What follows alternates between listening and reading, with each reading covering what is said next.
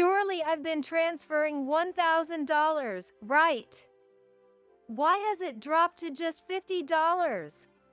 I couldn't help but raise my voice, yet Mom, in front of me, seemed as calm as ever.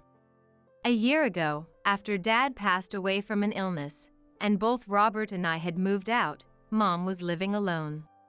Concerned about her future, we decided to provide Mom with $1,000 in financial support each month.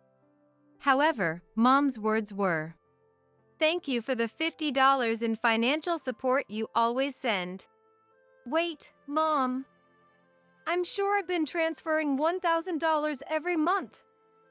We've talked about this before, haven't we? Yes, dear. But I thought $1,000 might be too much for you, so I kept quiet. Even $50 is enough to show your care, and it makes me happy, Mom said kindly. Her words brought tears to my eyes, but at the same time, I was swirled with disbelief over the missing $950. I'm glad to hear you say that, Mom. But could you show me the transaction history of your account, just to check? Upon my request, Mom took out the bank account statement from the cupboard and showed it to me. Indeed, the bank account had only been credited with $50 each month. This isn't right.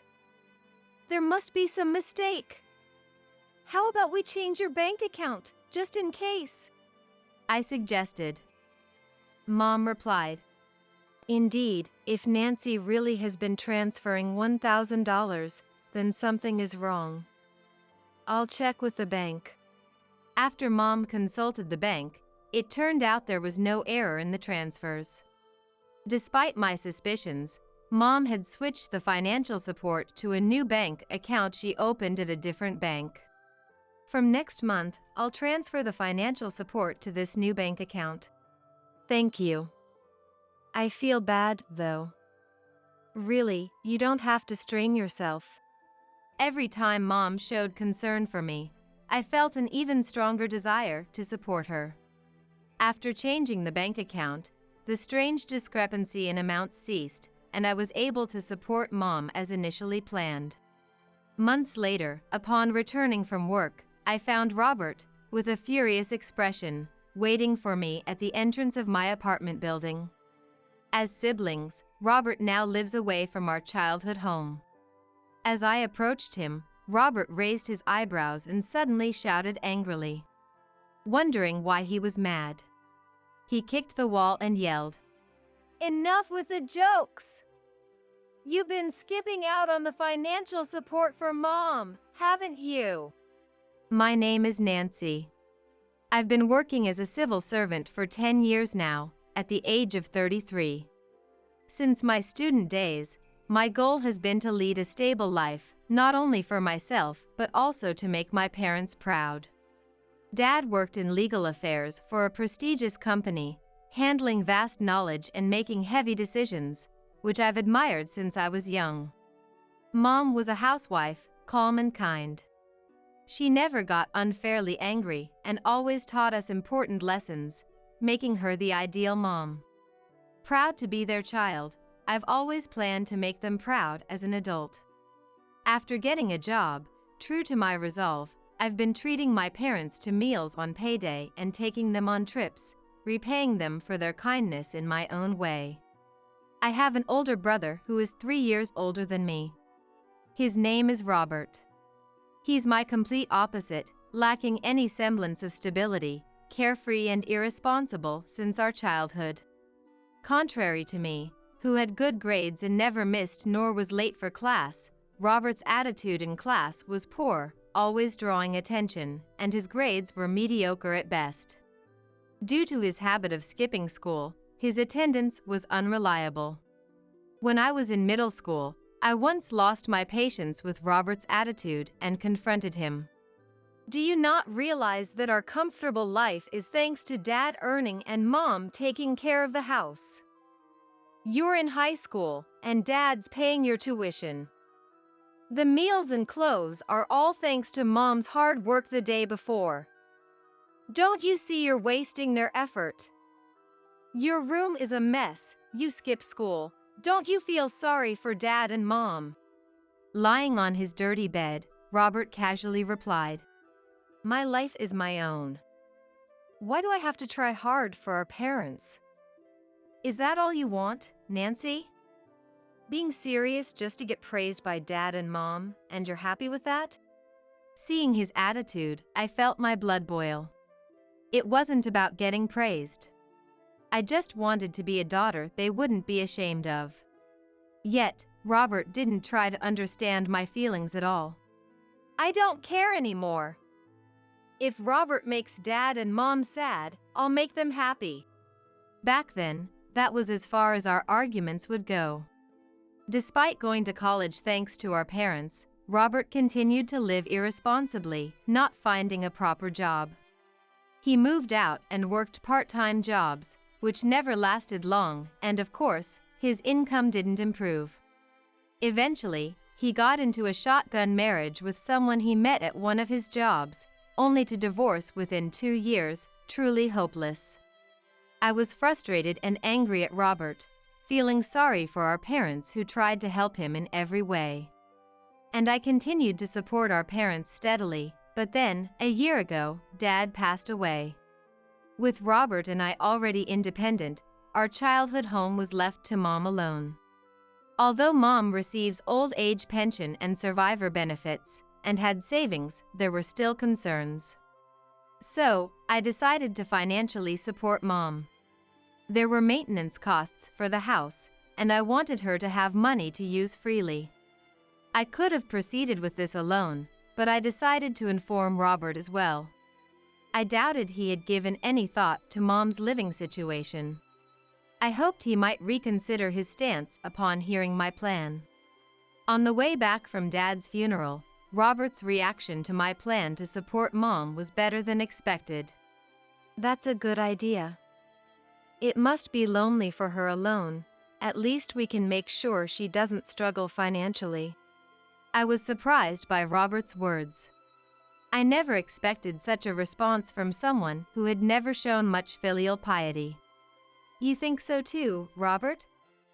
Thank you for agreeing. And my response was genuine. Though we had been distant siblings, this might be a chance to mend our relationship. Of course. It'd be hard for you to send $1,000 alone. How about we split it, $500 each? I was taken aback. Really, Robert? You're going to contribute? Aren't you still earning an hourly wage? Are you sure? I'm working a lot, so it's fine. If I cut back on going out, I can definitely contribute $500. I'm your brother after all, so you can rely on me a bit, right? I felt my eyes well up. I had never liked Robert much, despising the irresponsible life he led despite our parents' upbringing. I never thought of relying on Robert. Perhaps Dad's passing had changed his outlook. Or maybe Robert had grown up without my realization. Struggling to hold back tears, I awkwardly replied, Don't suddenly start acting all high and mighty just because you're my brother. It throws me off. But thank you. Let's do our best together from now on. And so, we agreed to support Mom together. However, just 3 months later, it looks like I can't manage the $500 every month after all. That was the message I received from Robert, who had promised to support Mom financially with me. The Robert the First had briefly considered reliable turned out to be unreliable after all. Disappointed as I was, considering Robert's financial situation, it seemed unavoidable and I had to accept it. What happened to managing if you just saved a bit? I did save. But the store I was working at closed down, and now I'm out of a job. Just getting by on what I have until I find something new. I'm really sorry. Faced with that, there was nothing I could say. Okay, I'll take care of the entire $1,000 for Mom's financial support then. You focus on finding a job. Let's not worry Mom, okay? I ended the call with that. Given Robert's situation, it was clear he couldn't afford to continue the support if he was out of work. Though I was a bit exasperated by my unreliable brother, I hoped he might offer to help again once his situation improved. I decided to transfer $1,000 to Mom's bank account every month on my own. Months have passed since I started to support Mom by myself. I called Mom one holiday to catch up. At first, we chatted about trivial things like recent meals, places we'd visited, and my job. But then, Mom said something that caught my attention. "By the way, Nancy, thank you for the financial support you send to my bank account every month." Hearing Mom's words of thanks warmed my heart. While $1,000 isn't a small amount, just hearing Mom's calm voice made any financial squeeze seem trivial. "Don't mention it, Mom. I just want you to live comfortably. Treat yourself to something nice once in a while, okay?" Then Mom, in her ever-kind voice, replied, "That's very kind of you.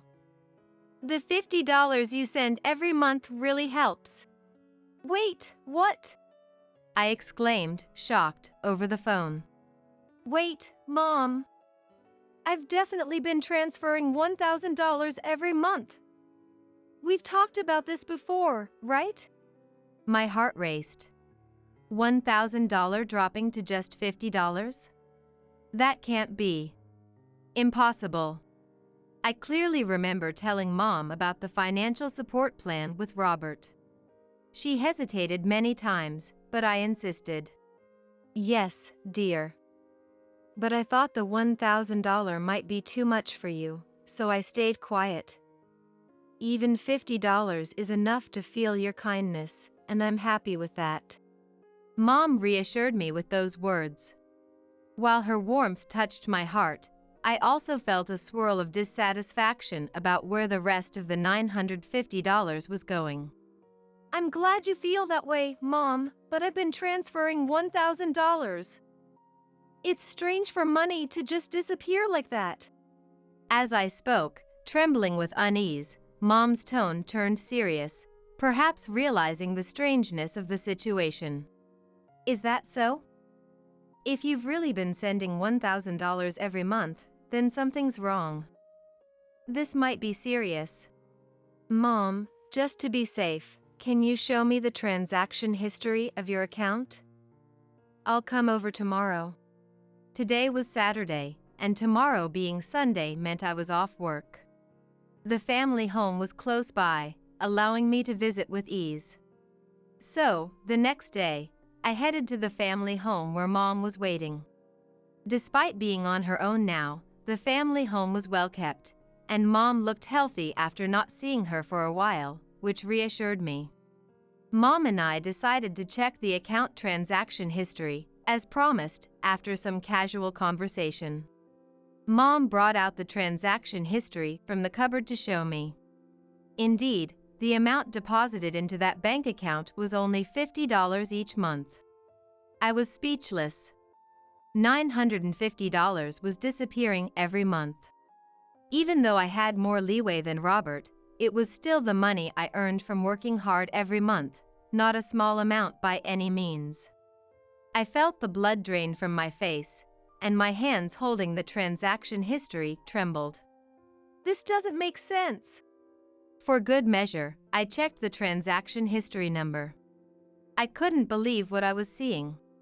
The account number listed was completely different from the one I had been transferring money to every month.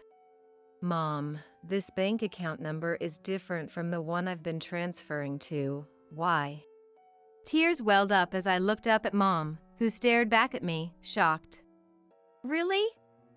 What's going on?" There was no hint of deceit or feigned ignorance in Mom's expression. The thought that I might have been unknowingly sending $1,000 each month to a stranger's bank account sent chills down my spine. After discussing it, Mom and I agreed to open a new bank account. "It's unsettling, so let's make a new bank account." If we use this account exclusively for financial support and keep it separate from everything else, there should be no mistakes. The next day, Mom promptly opened a new bank account at a different bank and gave me the number a few weeks later. Starting next month, I'll transfer the financial support to this new bank account. Thank you. I feel bad, though. Really, you don't have to go to all this trouble. Every time Mom expressed concern, I felt even more determined to support her. No, it's okay. Hey, why don't we go out and eat something delicious together sometime? A nice restaurant opened up near me. Even such trivial conversations brought me joy. I sincerely wished for Mom's health and peace. Just as my payday arrived, I transferred $1,000 to Mom's new bank account. The next day, after emailing Mom, I received a message confirming the deposit of $1,000 and her words of thanks. I'm glad. Now the money will definitely reach Mom. Though losing money over several months was regrettable, knowing the funds would now reliably reach Mom provided some relief. And so, the following month, I sent the financial support to that bank account again. As the process of sending financial support smoothly continued. One day, as I was about to return home from work, someone was waiting at the entrance of my apartment. I use my car for commuting, and as I looked up from the window, I saw a figure standing in front of my room. It was Robert, whom I hadn't contacted since then, waiting with an angry expression.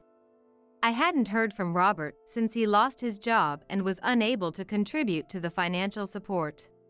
Since I could support Mom on my own, I never prompted Robert to contribute again. Though I once felt he was reliable, our relationship had ultimately become distant. Why would Robert suddenly show up at my place? I parked my car and hurried to the front of the apartment. Robert, who had been waiting with anger, now looked red-faced. Upon seeing me, he furrowed his brows and suddenly raised his voice aggressively. Hey, Nancy! Don't lie to Mom!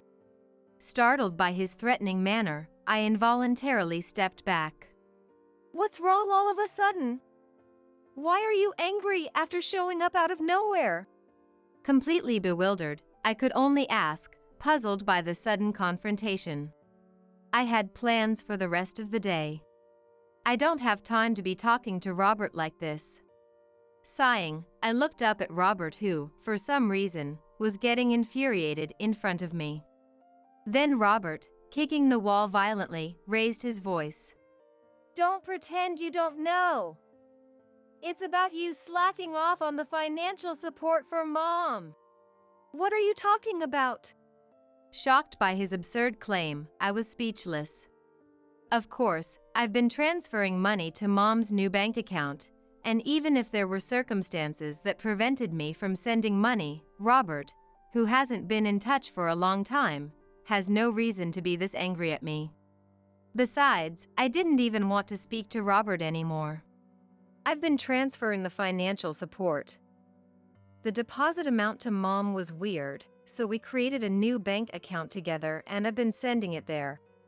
As I said this calmly, Robert distorted his face and blocked my way into the house as if to stop me. What's that about changing the bank account? Why didn't you report it to me? Why should I, when you said you couldn't provide financial support anyway? You said you couldn't afford it until you found a new job. I don't understand why you're angry, but you have no right to say anything.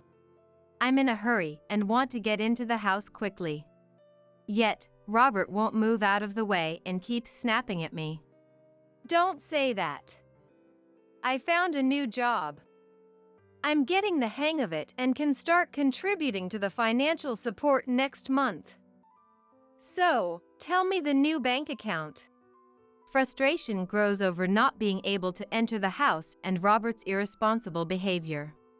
After gritting my teeth, I looked up at Robert. I can't tell you. I definitely won't tell you. What's with getting mad all of a sudden? Why? How long does he plan to play dumb? I couldn't hold back any longer and confronted Robert with the truth. Did you think you wouldn't get caught? Even though I transferred $1,000 to Mom, only $50 reached her. And it's all because of you. Don't talk nonsense. Just hand over the debit card you're using for the financial support now. Robert shouted and grabbed my bag, shaking it forcefully. Stop it. Pretending you don't know is useless. On the day I went to Mom's house to see the transaction history, Mom had told me a story. Apparently, right after it was decided to provide financial support, Robert contacted her, saying they needed to change the bank account and handed her a new debit card. Mom, assuming that Robert and I had arranged everything, didn't tell me about it, which was understandable. Afterward, I discussed the situation with my friend Thomas, who works at a bank.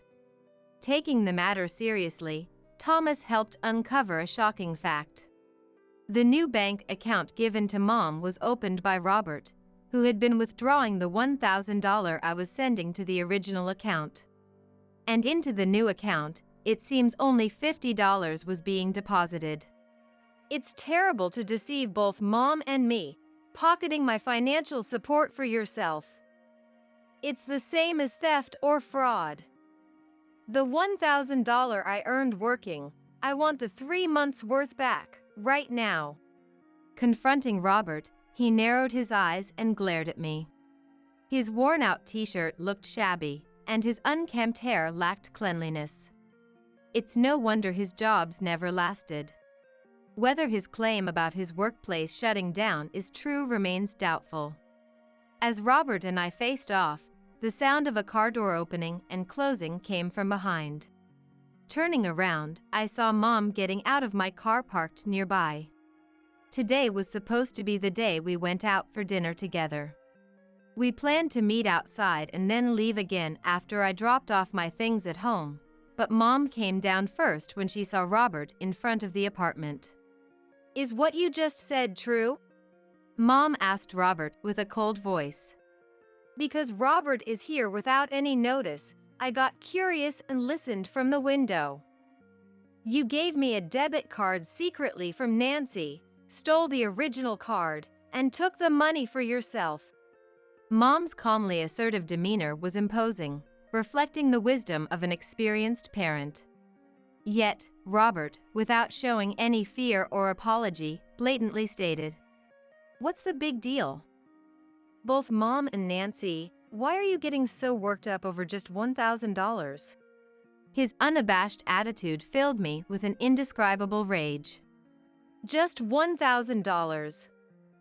He has no idea how much effort I've put into earning that money through study and gaining trust at work. Mom has her old age pension, and you have a stable job as a civil servant. I don't have a job nor money. What's wrong with taking money from those who have it?" As Robert made his excuses, suddenly, Mom raised her voice. Enough! How much more do you plan to disrespect your family? The intensity of her anger made even me flinch. How long will you trivialize your parents' money? Your sloppy lifestyle is his own business. As parents, we'll help if necessary. But to meddle with Nancy's money is beyond forgiveness. What's with that tone? Are you saying it's wrong for me to receive $1,000 and Nancy is the victim because she's a civil servant? Or because she's a woman? Isn't that discrimination? Robert, becoming hysterical, ranted nonsensically. That's not it. It's about keeping promises, returning what you borrow, basic decency. Mom stood her ground, unflinchingly educating Robert. It's not just this time. You also never repaid the compensation money for the divorce lawsuit we advanced on your behalf, despite promising to do so. Perhaps the culmination of all the patience she had been storing up exploded, as Mom's eyes narrowed and her lips trembled with anger. Compensation from the divorce trial? I was taken aback by these sudden words. A story I had never heard from either Mom or Robert before. It was entirely new to me. Mom looked at me with a slightly awkward face and began, "Actually, I hadn't told you, Nancy, but when Robert got divorced before, there was compensation involved in the divorce trial. He seemed to have no money at the time, so we covered it, promising he'd pay us back. But years have gone by, and he hasn't repaid a cent. There's no helping it if I don't have the money." Glancing sideways at Robert's defiance, I timidly asked Mom, "Compensation in a divorce trial isn't normal, right? I thought they just split because they didn't get along. Could it be cheating?" Hearing this, Mom's eyebrows drooped deeply with disappointment, and she let out a heavy sigh. "That's right. Robert had an affair, which led to the divorce. He even had the audacity to say terrible things to his wife, causing quite a mess. The compensation ended up being quite a sum." I felt profound contempt for Robert. Irresponsible with money, deceitful to family, and now adultery and causing trouble with his ex-wife. How far gone as a human can he be? It's too shameful for a family. "What? That's the worst. Mom, why didn't you tell me?" "I didn't want to worry you with such unpleasant news, Nancy. The compensation from the divorce trial wasn't an amount we couldn't cover. I hoped he'd at least pay back half," Robert retorted, with his teeth clenched, at Mom, who glared at him. "Don't bring up the past. There's no way I can pay it back." "You mean you have no intention of paying it back?" Mom's voice echoed definitively. As if saying there was nothing more to discuss, Mom pulled Robert by the arm, urging him to leave. Despite the age difference between a woman in her 60s and a man in his 30s, Mom's strength at that moment was formidable. I backed Mom up and pushed Robert towards leaving. "One last question, Robert. What did you spend the money you took from Nancy on?" When Mom questioned him, Robert answered nonchalantly, "On various things. Living expenses, alcohol, gambling." Mom and I were furious to learn that precious family money was spent on alcohol and gambling. "That's enough. It was my fault for letting Robert be, thinking he's an adult. He didn't lose his job because the store closed down. He was fired for his poor attitude, something I'm well aware of.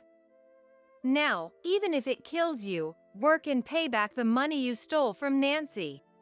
Mom pushed Robert out onto the street and quickly got into the car with me, as if fleeing. Afterward, in the car I was driving, Mom was making calls. It seemed she was directly arranging a job for Robert.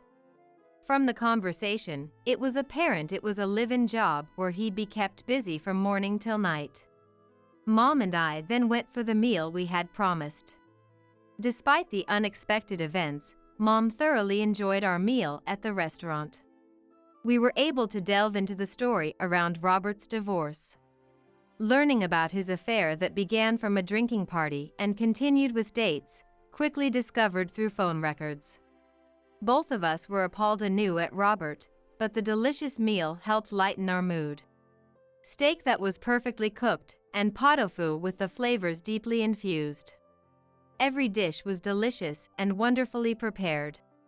Our conversation eventually turned to brighter topics, such as places we wanted to visit and food we wanted to try, allowing us to end the day on a positive note. Then, a few weeks later, I heard from Mom. Apparently, Robert has been working non-stop at the live-in job from dawn till dusk.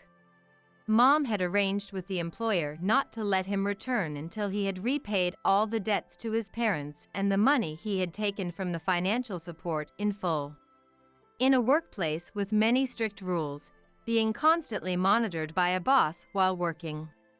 Mom passionately explained that this was a chance to completely reshape Robert's twisted character and sloppy lifestyle from the ground up.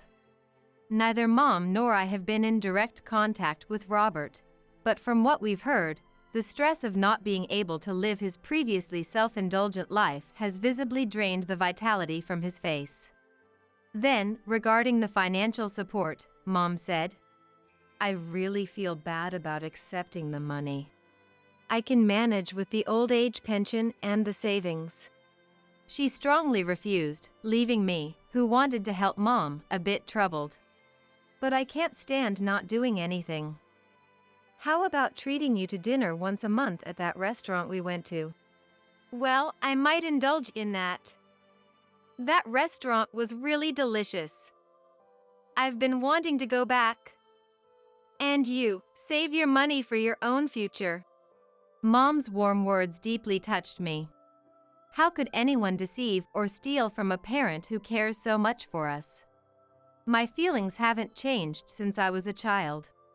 I want to make my parents happy, who raised me to be who I am. And so, I continued to have monthly meals with Mom, leading a peaceful life. It seems Robert has continued working at the job Mom arranged for him, slowly repaying the money he took. He also seems to be starting to repay the compensation money for the divorce trial that he owed Mom. I went to thank Thomas, who helped us through this ordeal, again. As an apology for the trouble, I invited him for a meal, and he readily agreed. I took Thomas to the restaurant Mom and I frequently visit. When I shared our story, Thomas was shocked and sympathetic. "It's unbelievable someone would misuse a bank account against their own family. I thought about cutting ties, but it seems he's managing somehow in the new job Mom arranged. Really, thank you for everything. The peaceful life Mom and I are living now might be thanks to you." Thomas smiled bashfully at my words. Thomas, who works at a bank, is a well-put-together person, displaying proper manners at the dinner table. As we talked, we found our tastes in food matched. "This restaurant is really nice. The atmosphere is calming, and both the pot au feu and steak are delicious." "Really? I often come here with Mom. We love the cuisine, it's one of our favorite places." Thomas nodded with a serene expression as I said this. "Both you and your Mom have great taste in food. If you like, let's come here again together." And like that, we felt a good vibe between us, keeping in touch afterwards. As promised, we started going out together a few times. When I mentioned this to Mom, she laughed.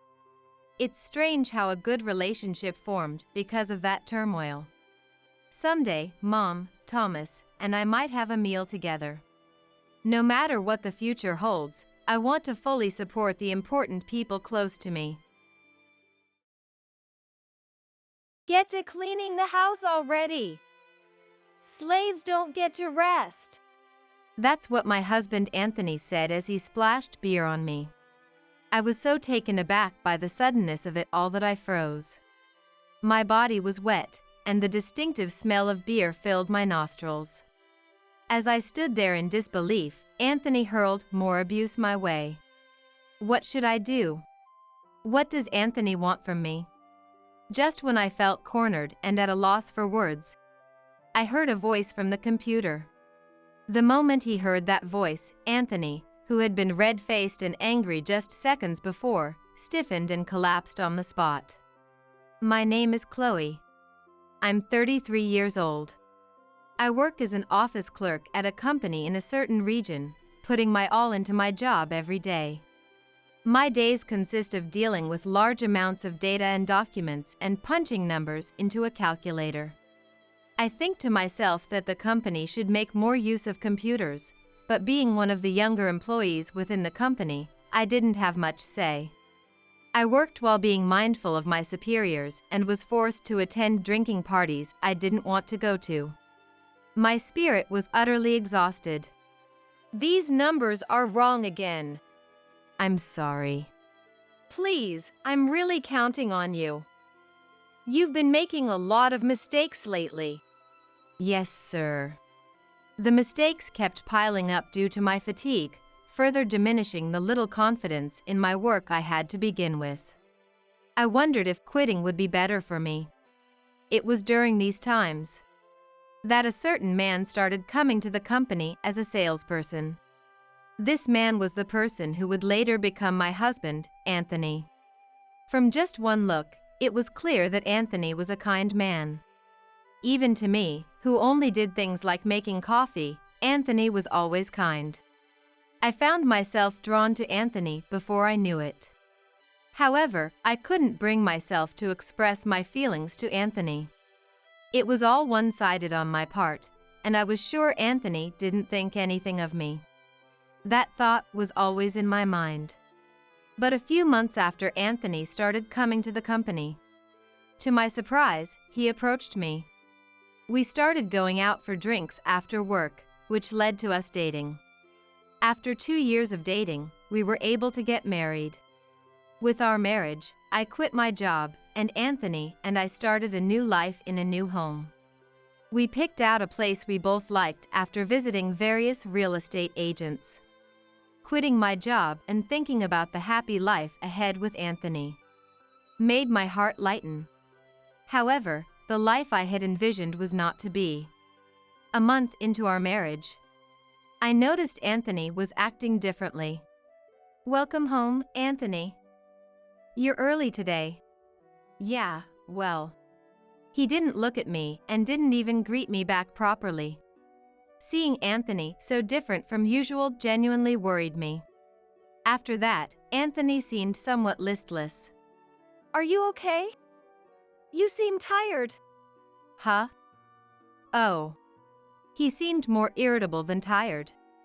Indeed, he was different from his usual self. I thought maybe he was just tired today, and didn't think much of it. However, the next day and the day after that, Anthony's attitude remained unchanged.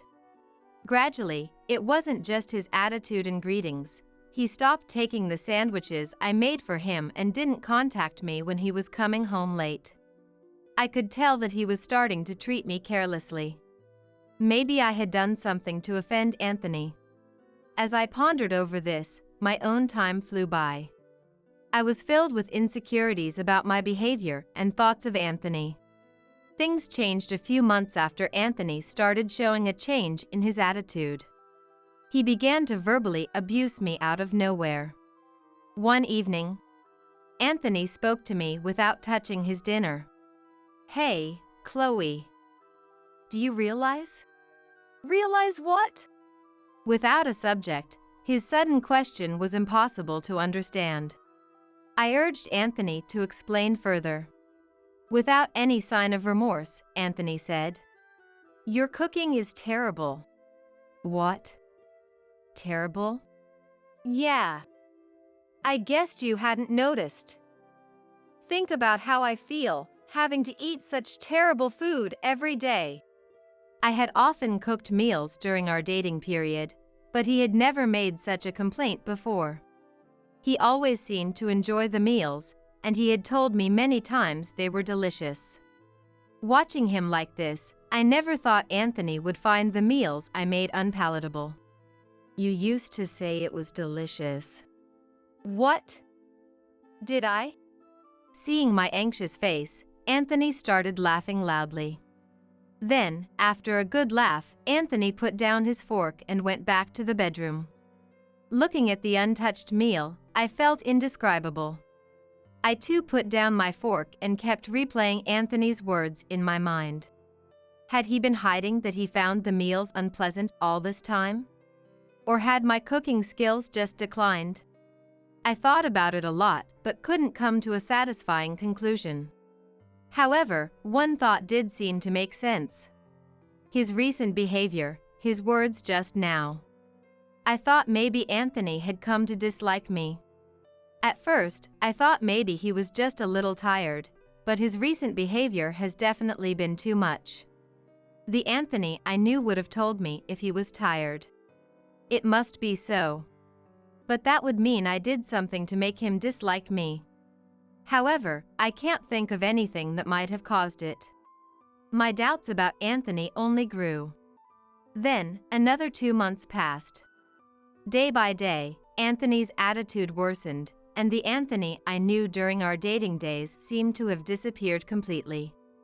He verbally abused me daily and made a point to show his irritation by making noise. Do you even know how to clean properly? Clean? Yeah. You haven't done the bathroom or the toilet, and the living room is filthy too. I always tried to keep the house clean, doing the bathroom and toilet cleaning daily. I even vacuumed every day. What else does Anthony want me to do? While I was feeling down, Anthony didn't stop hurling insults. What hurt me the most was him saying, "Why did I even marry a woman like you?" Was all the love he professed just a lie? The moment I thought that, I felt tears streaming down my cheeks. Ugh, why are you crying? Cut it out with the fake tears. In the past, if I cried, he would comfort me. Now, he only says cruel things. Anthony went back to the bedroom, mocking me. Initially, we shared the same bedroom, but now I've been pushed out. I've gotten quite used to sleeping on the living room sofa.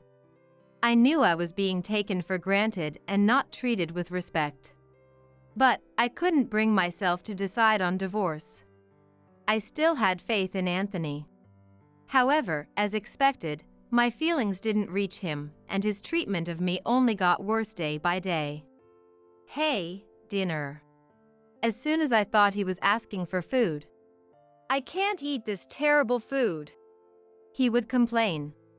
I suggested eating out a few times, but for some reason, Anthony stubbornly refused. "Why?" He wouldn't give me any reason. Anthony would come home from work, complain about the entrance being dirty or the toilet being dirty, and demand food. Since his attitude started to change, I've often wondered what I did wrong, but seeing Anthony's behavior up to now, I've concluded he's just using me to vent his stress.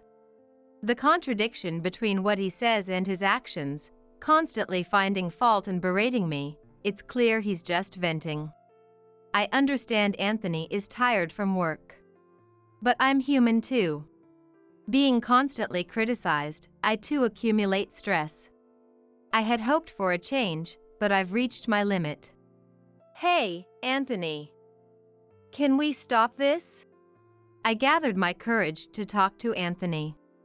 "I don't know if it's because you're tired from work, but can you stop taking it out on me?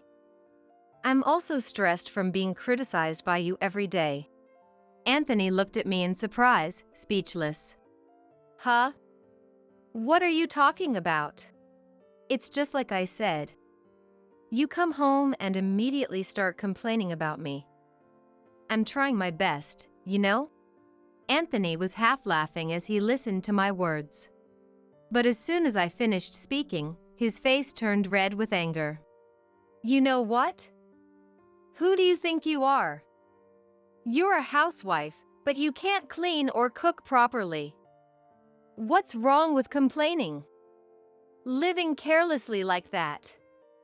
That's what pisses me off." "Then, can you tell me what's wrong so I can fix it?" "No, I won't say. It's clear that nothing will change even if I tell you. You need to figure out what's wrong by yourself." Anthony evaded the question when I asked what was wrong with me. This conversation alone made it clear that Anthony only saw me as an outlet for his stress. Our relationship worsened even more after I expressed my feelings. The verbal abuse and attitude towards me intensified. I sighed, reminiscing about the happier times in the past. However, one day, I received a call from an unexpected person. It was my mother-in-law, Jody. Jody and I get along well, but we don't call each other often, so I quickly answered the phone. "Hello?" "Oh, Chloe, how have you been?" Jody's voice sounded very cheerful over the phone. After some small talk, Jody brought up the main topic. "Huh? Handmaid? I was thinking I wanted a new hobby recently, and I remembered that you make handmade crafts. I was hoping you could teach me some stuff. Actually, I make handmade crafts as a hobby. I buy materials and tools, and spend time on my hobby when Anthony is not around. I had told Jody about my handmade crafts before, but I never thought she would remember. Yes, of course. If I can be of any help. That call led me to frequently talk with Jody. Our calls weren't just ordinary calls, but video calls. Initially, we just talked normally, but as I wanted to show her what I was working on and explain the materials in detail, we switched to video calls. Our houses aren't that far apart, but going there every time is honestly a hassle. When it's time for my appointment with Jody, I enter the room where my crafting tools are and craft while talking on the phone. My heart, which was distressed by Anthony's actions, felt purified while I was talking with Jody. By the way, how have things been with Anthony recently? Are you getting along? Yes. I'm glad to hear that. I didn't talk about Anthony to Jody. I didn't want to worry her, and more than anything, I wanted to forget about Anthony during the time I spent with Jody. Even after starting to do video calls with Jody, Anthony's attitude remained terrible. I was desperate not to let Jody catch on to anything about Anthony.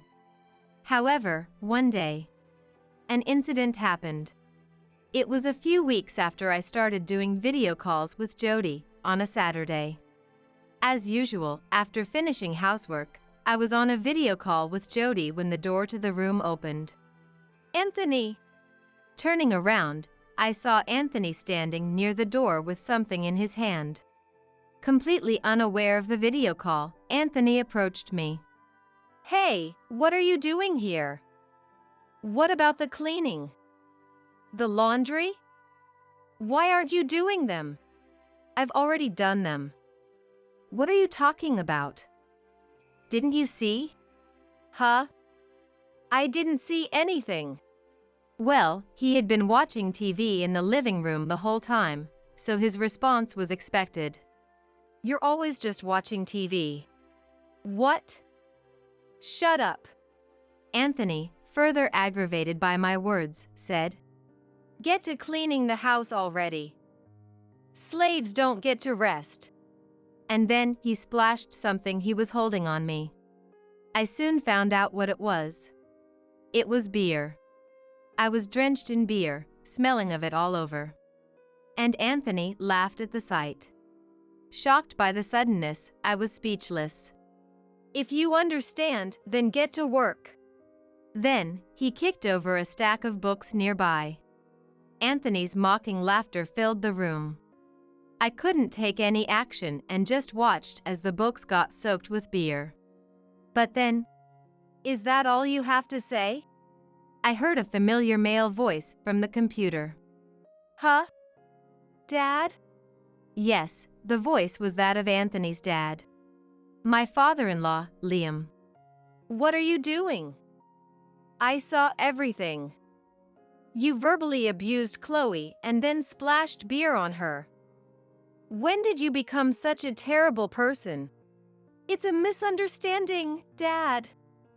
That's not what it was. As Liam began to speak, the bravado from before was nowhere to be seen in Anthony, who now appeared completely cowed. Despite seeing Anthony like this, Liam didn't stop his anger. What misunderstanding? It doesn't seem like this was the first time, was it? What are you playing dumb for? Really, when did you change like this? Liam was clearly exasperated.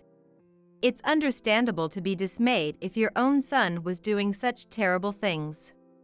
Ignoring Anthony, who was just standing there with his mouth open, Liam made a proposal to me. Chloe, won't you come to our house right now? Right now? Yes. I'm worried about leaving you in that house. If it's okay with you, I can come to pick you up right away. I was honestly surprised by Liam's invitation.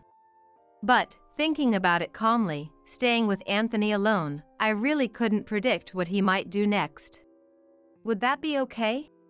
Of course. I'll be there soon. Anthony, if you do anything to Chloe, you won't get off lightly. With that, Liam hung up. I immediately started preparing to go to my in-laws' house, waiting at the entrance for Liam to arrive. Anthony didn't do anything to harm me, looking uneasy instead. A few minutes later, my in-laws arrived, and I headed to their house with them. When Liam opened the front door, Anthony looked frightened in a way I had never seen before, clearly very afraid of Liam. Anthony, you should spend tonight reflecting on your actions alone. Understand? Dad, I'm sorry. What are you saying? The person you should be apologizing to isn't me, it's Chloe. Just think about what you've done alone. Reflect on it. Got it? Liam said this and led me outside. I had managed to change my clothes but didn't have the chance to shower. Liam wrapped a towel around my body and put me in the car. A few minutes later, when we arrived at my in-laws' house, Jody was waiting for me. Chloe, are you okay? I'm sorry. Jody gently embraced my shoulder and led me to the bathroom. Take your time. There are clothes and towels here for you. Thank you. The events had unfolded so suddenly that my mind was still trying to make sense of everything. After taking a bath, I changed into the clothes provided and headed to the living room. Thank you for the bath. Don't mention it. Liam was looking grim, and Jody appeared concerned as they sat on the sofa. I took a seat on the sofa as Jody urged me to. Chloe, can you tell us everything that's happened up to now? It wasn't the first time, was it? Well, please, Chloe. I didn't know where to start and kept silent. But my in-laws patiently waited for me to speak. A few minutes later, I began to recount everything that had happened since our marriage and why I hadn't consulted them earlier. They listened quietly until I finished speaking. And so, it came to what happened earlier.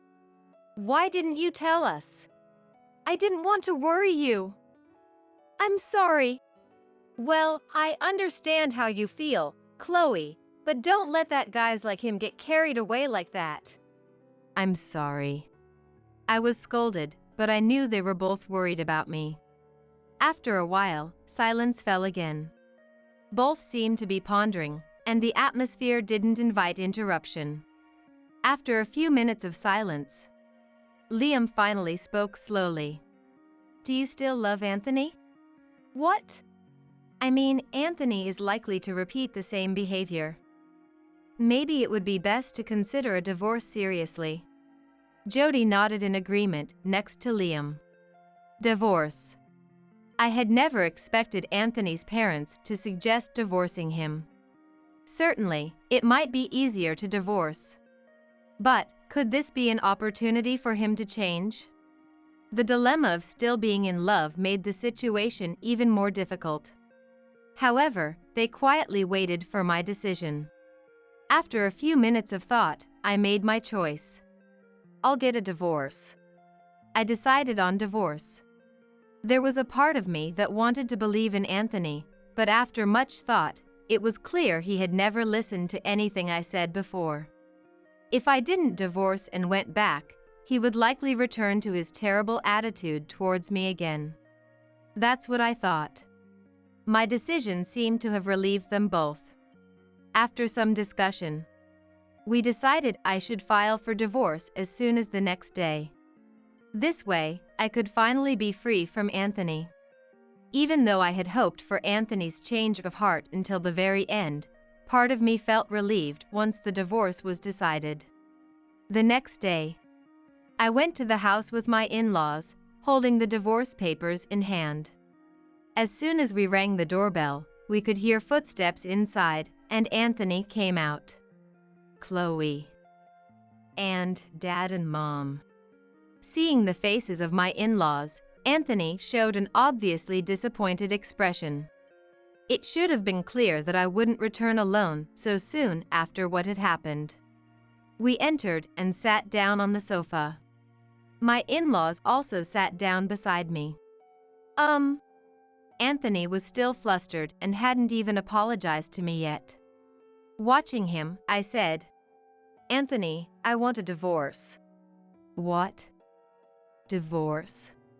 "I've thought about it, and I no longer have the confidence to continue with you.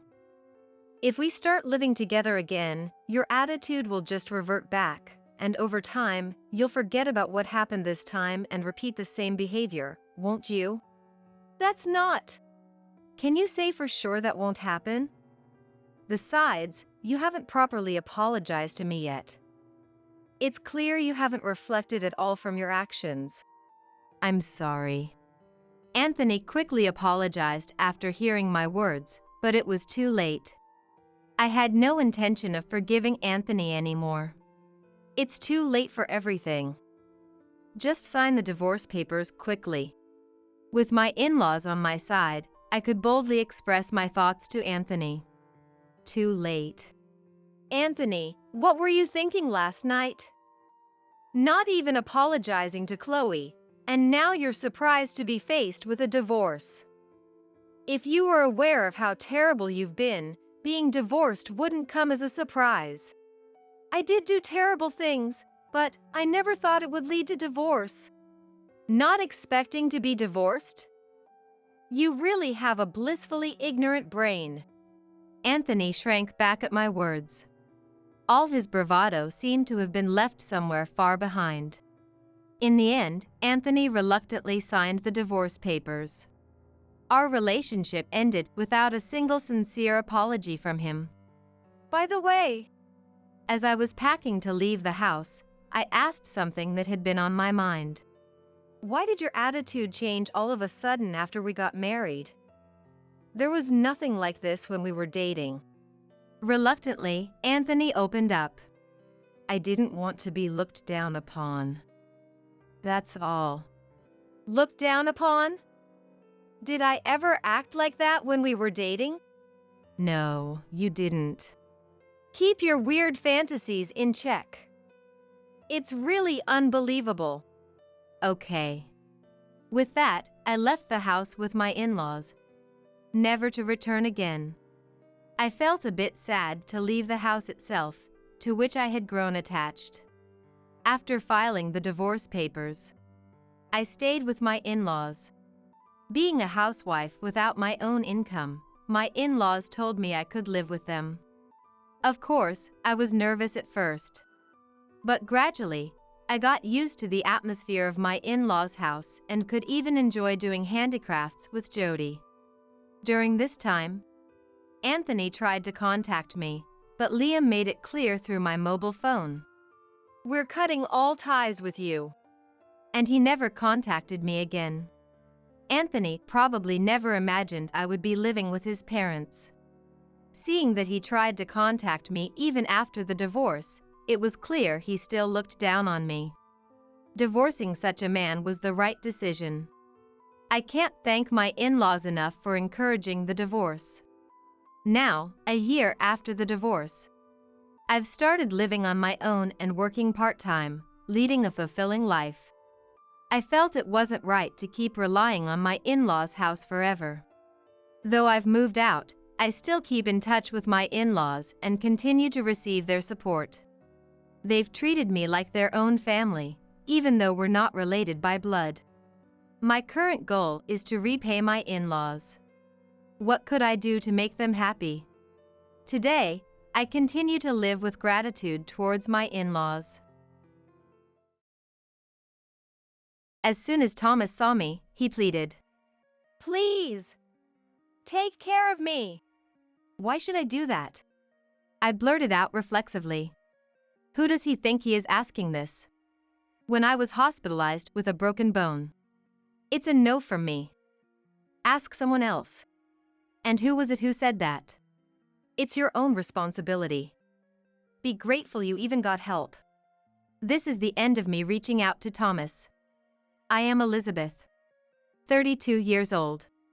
Married 5 years ago, with my husband Thomas, our son Anthony, and our dog Max. We're a family of 3 and 1 pet. Thomas works at a major IT company and is very busy every day.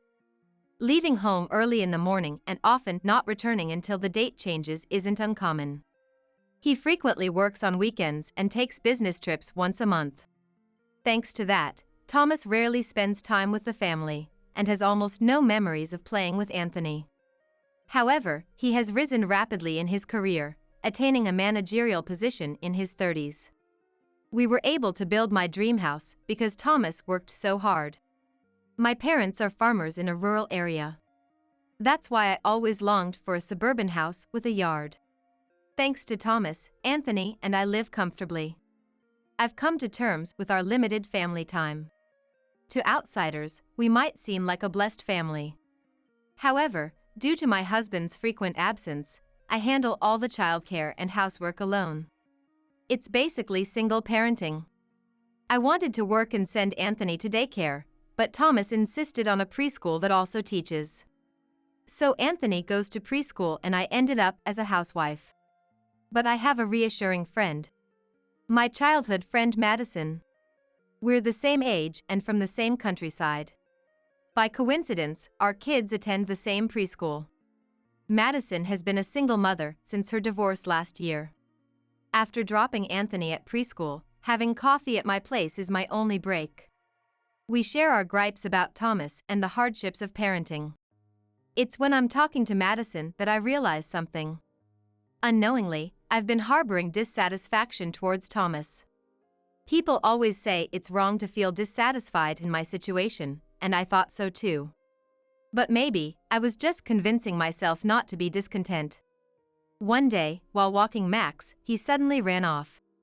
I chased after Max desperately. A car had stopped in front of me, and while Max managed to avoid it, I wasn't able to stop and ended up hitting the car. It was entirely my fault. Max looked at me worriedly from the sidewalk. I was relieved he was safe, but I couldn't stand up. I was taken to the hospital by ambulance, diagnosed with a bruised shoulder and fractures in my ankle and fibula, and admitted immediately. It seems I'll be hospitalized for about 3 months. I wondered what would happen with Anthony's care. And the house. The worries seemed endless. I called Thomas's mobile phone. I thought he would cooperate at a time like this, but he was continuously unavailable. As I grew anxious, Madison called me. It was to discuss costumes for the preschool play, but I cut the conversation short and asked her to take care of Anthony. Madison was initially surprised and concerned for me, but hearing that I sounded stronger than expected, she gladly agreed to look after Anthony. I was so grateful I almost cried. Next, I phoned Mom to briefly inform her of the accident and my weeks-long hospital stay. She said she'd come as soon as she finished her tasks. Until Mom arrives, Madison would be the only one to rely on. After hanging up with Mom, Thomas finally called. Sorry, I was too busy to answer the phone. I reported the accident to Thomas and asked him to bring some clothes and essentials. But his response was unbelievable. No way. Why should I do that? I have to get up early tomorrow, ask someone else. I had expected Thomas to be incredibly worried, but I was the one shocked. Not just because he refused to bring my things, but because he showed no concern at all. I had hoped for Thomas to worry about me and our family. Was I too naive to expect kind words from Thomas? The next day, Madison came to the hospital. She brought my change of clothes and other necessities from home. Madison has a key to my house. And I have one to hers. We always agreed to help each other out in emergencies. I brought extra towels. Let me know if you need anything else. Madison's thoughtfulness made me feel so grateful. After Thomas's behavior yesterday, her kindness was a relief. I couldn't help but tear up. Madison said with a laugh, "You're overreacting," lending me a handkerchief. Madison is the complete opposite of me, calm, good at reading the atmosphere, and empathetic. I've never seen her in a fight. She's nothing like me, who wants to get a qualification and work outside. Are you okay from the injury? Take better care of yourself. Madison's ever-gentle tone comforted me. Don't worry about Anthony. He stayed at my place last night and slept with my kids. Without me saying anything, Madison understands. Why is Thomas so indifferent to us? I get he's busy, but he doesn't even visit you in the hospital and hasn't seen Anthony, right? While Madison visited, I vented my frustrations about Thomas. Seeing me sighing and lamenting, Madison smiled kindly. Men are like that sometimes. He's probably under stress we don't know about at work. Maybe, but not showing his face or concern, that's going too far. Thomas works late, he's not just out having fun, right? That's true. We have a comfortable life and our own home because of Thomas. He does earn enough for us. I felt somewhat convinced by Madison's words. Let me know if you need anything. I can make time to come see you. Talking to Madison lightened my mood a bit. I'll have a proper talk with Thomas once I'm discharged from the hospital. Right now, I just wanted to see Anthony. Mom came from the countryside to help, and after 3 weeks, I was finally home. Mom dropped me off and left immediately due to responsibilities back home. My house felt so nostalgic after 3 weeks. Max greeted me. He barked at my crutches as if they were the enemy. I sat on the sofa and looked around. Nothing had changed. Home really is comforting. Max kept barking at me, even as I relaxed on the sofa. There are no crutches now. What's wrong? Max dove into my bag and pulled out a handkerchief. The one I meant to return to Madison. I had put it in my bag to wash it at home. Max grabbed the hem of my pants and started pulling. He seemed to want to take me somewhere. I managed to get up and followed Max with my crutches. He walked excitedly. Max stopped in front of our bedroom, stood up, and opened the door with his claws. Why the bedroom? Max, what's going on? Without hesitation, Max dived under the bed and pulled something out with his mouth. It looked like a beautifully patterned cloth. Max dropped it in front of me. It looked familiar. I spread it out and realized it was a scarf. I remembered seeing it weeks ago. Yes, Madison wore it when she visited me in the hospital. But why is Madison's scarf here? I shuddered at an unpleasant thought. No, that can't be right. Madison is my childhood friend, my best friend, and she's kind. I shook my head to dismiss these scary thoughts. Then, Max climbed onto the bed and started pulling at the sheets. I felt as if the blood had drained from my body. If Max was right, it would mean Madison had slept in our bed. Madison's gentle smile flashed in my mind. It must be an overthinking. I talked to Max that no such thing have happened. Madison couldn't have slept here, right? Max gently licked my face. In the afternoon, Anthony came home. Seeing me, he hugged me tightly. Indeed, Anthony is my sunshine. I felt brighter and warmer. I tentatively asked him, "Where did you sleep while I was in the hospital?" "In my room, with Madison and her kids at our place." "It was fun." "What does that mean?" "I thought Anthony stayed at Madison's house." "Didn't Madison say so?" My suspicions only grew. Where did Madison sleep then? I bravely asked Anthony where Madison slept. "I don't know. But she and Dad were talking in the living room late, probably drinking too." "I don't know. But she and Dad were talking in the living room late, probably drinking too."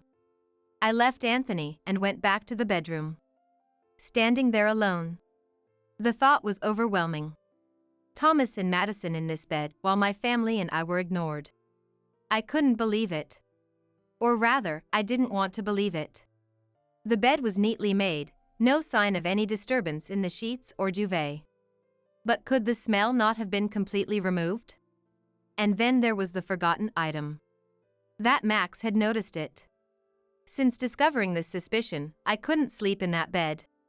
I started sleeping with Anthony. He was happy, not suspecting anything. Thomas had become a repulsive presence. With so many thoughts swirling in my head, there were many days I couldn't sleep. Where did we go wrong as a couple?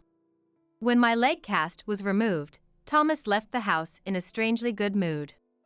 I had a bad feeling. While waiting for the preschool bus, Madison arrived. She was unusually stylish. Her makeup a bit more flamboyant. "Good morning. You look so stylish today. Got a date?" I asked casually, trying not to show my suspicions. Madison smiled unabashedly. "I've met someone I really like," she said. It was clear now.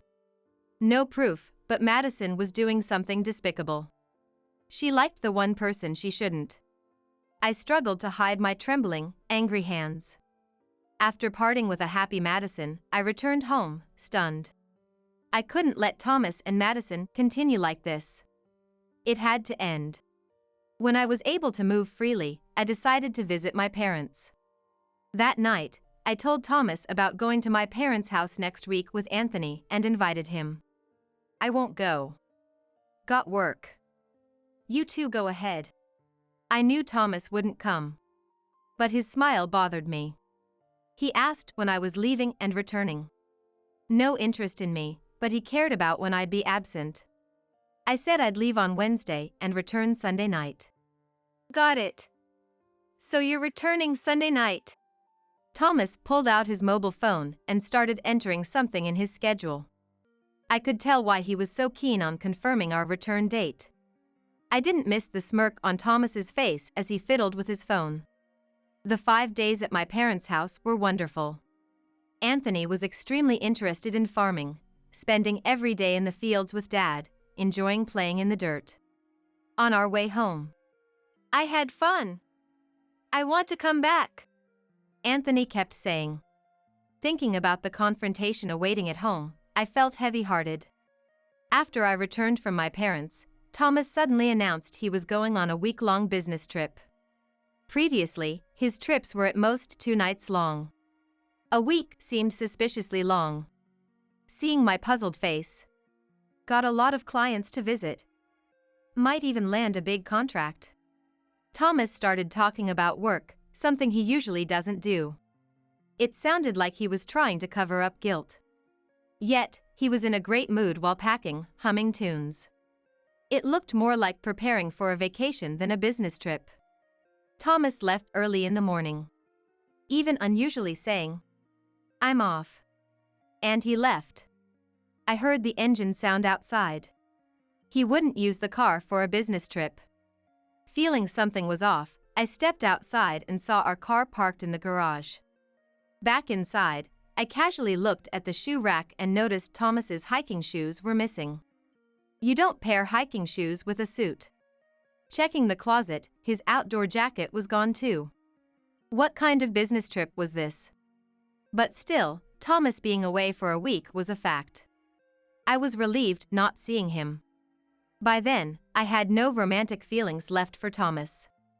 A few days later, while cleaning the house after dropping Anthony at preschool, I received a call from an unknown number on my mobile phone. I answered with caution. It was from a hospital near my parents' house, located in the mountains. Shocked by the call, I rushed to the hospital. After picking up Anthony from preschool, we hurried to my parents. I explained briefly to Anthony in the car. Thomas had gotten lost while camping, slipped, and fell down a ravine. He was alive but suffered from multiple bruises and a severe open fracture in his leg. Luckily, he was rescued by local firefighters. It could have been life-threatening if not for the rescue. Initially, Anthony joked, "That's just like Mom." But when I told him about the severity, he became serious and worried. I left Anthony with my parents and headed to the hospital. Indeed, Thomas's business trip was a lie. I knew it, but still, I couldn't contain my anger. I felt too kind for bringing his clothes and other belongings. I also brought an important envelope with me. At the hospital, I learned Thomas was in intensive care. While waiting in the lobby, I heard painful screams. It seemed to be Thomas's voice. I was worried, but also thought it was divine punishment. After a while, a nurse guided me to the ICU. There, Thomas was crying and screaming in pain and fear.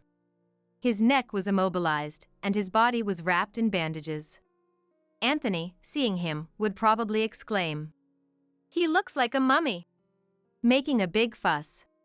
He was in such a pitiful state. As soon as Thomas saw me, he pleaded, "Please, take care of me." "Why should I?" I blurted out reflexively.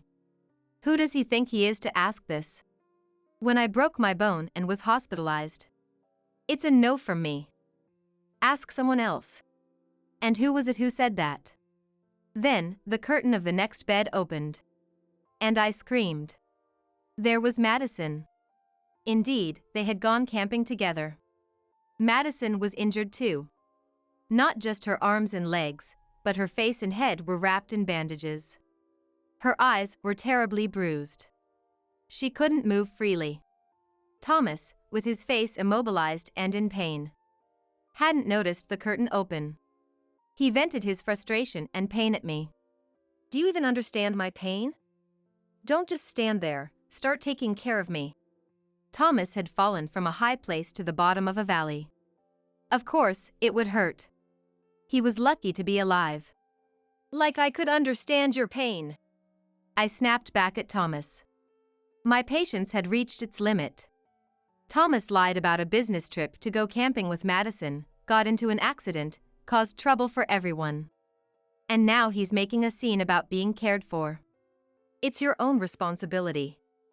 Be grateful you even got help." I was done extending my hand to Thomas. Our marital relationship was already over. Today, here it all ends. Madison is here too, so it's perfect. Time to settle things. I decided to corner Thomas. I didn't care about his pain anymore. Justice was on my side. "Do they call camping a business trip at your company?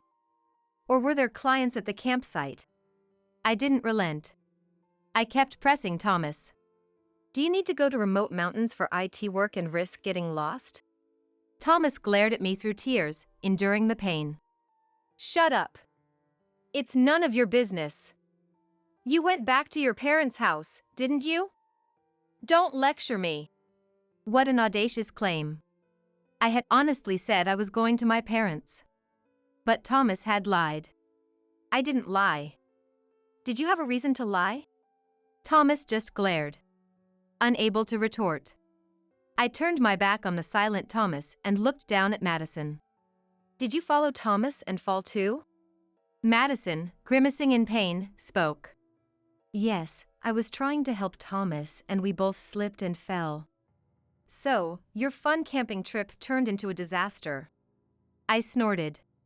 "It's not what you think, Elizabeth. It's a misunderstanding." Madison retorted in a small, pained voice.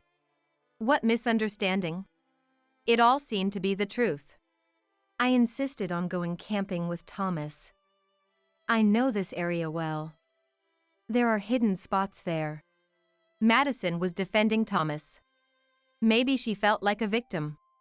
"Please, don't blame him. Thomas did nothing wrong." Madison was sobbing. The more she spoke, the less truthful it sounded, yet she continued. "I didn't mean to hurt you, and I never expected it to turn into this. I'm really sorry." Madison seemed intoxicated by her own tears. Her words felt insincere. I should be the one crying. Thomas, noticing Madison's voice, interrupted our conversation. "I just accompanied Madison for her hobby. I couldn't refuse your best friend's invitation." Thomas seemed determined not to admit any infidelity. "So, the business trip was a lie, then?" Thomas began to get flustered. Victim-playing Madison continued to defend Thomas. "Both of you, stop it. This disgraceful affair will only bring more trouble if it continues." It seemed I would be the one to bring retribution upon Thomas and Madison. I was done with Madison's melodramatic charade. I took out an envelope from my bag, which I had brought from home. I spread out the photos from the envelope over Thomas and Madison's bed. Thomas and Madison were speechless. Their eyes wide. The photos showed Thomas and Madison entering a hotel arm in arm, and entering my house, hands intertwined. I had hired a detective when Max found Madison's scarf in our bed. They had been meeting not only during my visit to my parents, but also at other times. Thomas turned red with anger. How dare you do this? Spying and sneaking around. We just had dinner together while you were hospitalized. I almost laughed at Thomas's transparent overreaction. Meanwhile, Madison was still in tears. She covered her face with her hands, but I could see her peeking through the gaps. Maybe Madison was even worse. Thomas's tirade continued. This is fake. You must have fabricated it. He weakly swatted the photos away. You won't admit it, huh? I didn't want to use this, but... I sighed and pulled out an IC recorder from my bag. I placed this under the bed in our bedroom. Thomas and Madison swallowed hard. Sweat trickled down from the gaps in Thomas's bandages. I took my time looking at both of them, then pressed the play button. Don't tease me. I can't wait any longer. I pressed stop and turned to Madison. Do you want to hear the rest? Madison, losing her expression, shook her head side to side. It seemed she was beyond pretending to cry. There's plenty more. You spoke quite ill of me. Stop it. I'm sorry, just stop. My husband muttered softly. I asked Madison how long they had been involved. I was jealous of you. I failed at marriage, yet you lived in such a nice house, living luxuriously. And you were always complaining about Thomas. So, I thought I'd take him for myself. It all started from Madison's jealousy. She envied others. If I had Thomas, I could have a life like that too. What's wrong with that? Madison was defiant. Playing the victim. While listening to us, Thomas tried to snatch the IC recorder from me. Careful! Moving suddenly caused him intense pain. He lost his balance and fell from the bed. Thomas didn't make a sound. It seemed like he had fainted. Madison, shocked, looked at Thomas. I pressed the nurse call button. Nurses arrived quickly, and I was ushered out of the ICU. Once in the hallway, I realized my legs were shaking. I had been strong in confrontation, but I was really scared. During Thomas's hospitalization, I started divorce proceedings. With plenty of evidence of his infidelity, the lawyer said the divorce could be favorable for me. I would demand alimony and child support from Thomas. But that alone wasn't enough to punish Thomas. A thorough division of property was necessary. I sold the house, liquidating it into cash, divided the savings, and split stocks and investments. Thomas's parents came to apologize sincerely. They would oversee the alimony and child support payments. I promised Anthony could visit his grandparents occasionally. I filed a claim for alimony against Madison too. She would repay it little by little. Madison suffered an after effect to one leg from the accident. She couldn't walk without a cane. Thomas's condition was worse. He was close to needing a lower limb amputation. He became wheelchair-bound. The affair, disguised as a business trip, led to severe reprimands at work. He was demoted as a disciplinary action. Though he could have been dismissed, his past performance was considered. No one in the office sympathized with Thomas. He faced cold stares. Having lost the house, Thomas drained his savings on alimony and child support, now living in an old apartment. Without barrier-free access, he struggled with daily life. Recently, Thomas's dad reported to me. Thomas and Madison had broken up. For Madison, a wheelchair-bound Thomas was no longer desirable. Thomas and Madison never imagined things would turn out like this. They must be haunted by regret now, wishing they had refrained from lying and stepping over the line. But it's too late for regrets. Nothing can undo the past. Anthony and I decided to move back to my parents' house and live with them. With my parents around and Anthony starting at daycare, I found time for myself and got a job at a local real estate company. I'm vigorously studying to obtain several real estate qualifications. Anthony, loving the increased opportunities to be in nature, seems to be thoroughly enjoying life here. Every morning, before the sun rises, he goes to the fields with Dad to care for the crops. Anthony loves watching Dad operate the tiller. He must think of him as a hero.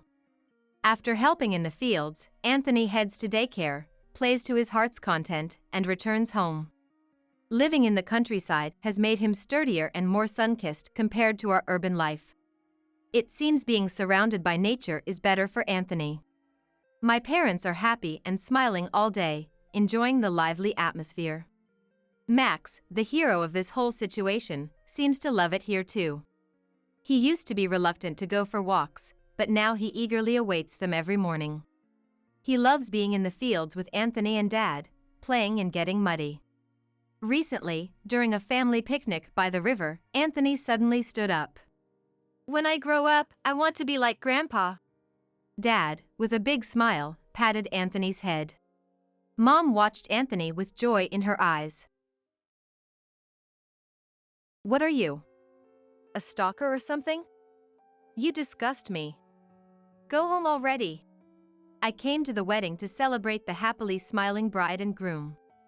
Then, to my surprise, the groom turned out to be my ex-husband, Alec. I'm definitely not his stalker. Do you like me that much? If so, you should have come out in the open, and I might have considered you as an affair partner. Trying to crash my wedding is just too disappointing. All my past anger and the shock of suddenly encountering Alec just vanished. As Alec wished, I decided to leave. However, 30 minutes later, I ended up returning to the venue with someone. I wonder if Alec would be pleased with the surprise guest. It's going to be more interesting than any entertainment. I'm Melissa, 36 years old. I met my husband Stuart 10 years ago. At the nursing home where my grandmother was staying, I blurted out big when I first met Stuart, a caregiver there. He's close to 6.5 feet tall, big both vertically and horizontally. As I covered my mouth with my hand, feeling I had said too much, he smiled shyly. Big, right? Everyone calls me a bear. Gradually, I got closer to Stuart. Despite his appearance resembling a wild man-eating bear, his personality was like a cute bear sunbathing at a bear park. Kind, gentle, and comforting to be around. I never dreamed of marriage and had decided to stay single, but my stubborn heart was softened, and I ended up marrying. Now, blessed with our 4-year-old son Leon, I deeply feel it was the right thing to do. The reason I avoided marriage was because I had failed at it once. I got married for the first time at 22. To a man who was the opposite of Stuart, modern, slender, fresh-faced, and handsome. His well-featured face could make anyone believe he was a celebrity. In fact, my ex-husband Alec would often lie to people he just met. I used to model in Boston. Our married life was in my hometown, where it was quite rural. Not a farmland rural, but a place where everyone needs a car. Yet supermarkets and hospitals are only a 10-minute drive away, and if you drive 30 minutes more, you'll find a large shopping mall as well. I think it's a nice countryside. And as for Alec, he came from the city. He attended a nearby university and stayed in the area after graduation. At first, our marriage life was enjoyable. Alec got along with my friends, often suggesting we call someone to hang out. Being young, we would gather with friends, drink, and have fun. Alec was quick to fit in with a female-dominated environment. I thought he wanted to cherish everything about me, including my friendships. He loved me that much. I truly believed so. This is hard to say, but it was a few months into our marriage. A friend approached me seriously. Alec has asked me out multiple times, to hang out just the two of us without telling you. It wasn't an invitation to play tag or pretend. My head was immediately filled with indecent thoughts. And it wasn't just her. Alec had approached almost all of my friends. I felt betrayed by Alec and sorry for my friends. I confronted Alec immediately. I'm just saying that to be sociable. It makes women happy. Alec carelessly patted my head as I turned red with anger. Well, some simple women might misunderstand kindness from a handsome guy like me. Luckily, none of my friends betrayed me to go along with Alec's invitations. Everything was attempted but not fulfilled, and my friends forgave him with awkward smiles. After that, Alec's interactions with my friends ceased. Alec was also close with my parents. Once a month, he would visit my parents' home and drink with my father. With no more plans with my friends, visits to my parents increased. Got some booze for today. Alec and my father, both fond of alcohol, got along well, and home visits would turn into daytime drinking sessions. Alec would bring selected drinks as gifts, pleasing my father. My mother, Reagan, would prepare appetizers, and we spent lively times as a family. Alec, comfortable and natural with my in-laws, was well liked by them. But gradually, my parents started to act differently. One time, as I was about to go to the bathroom, my mom stopped me and whispered secretly, "We'd appreciate it if you could reduce the frequency of your visits. You know, we're getting older, and it's becoming difficult for us."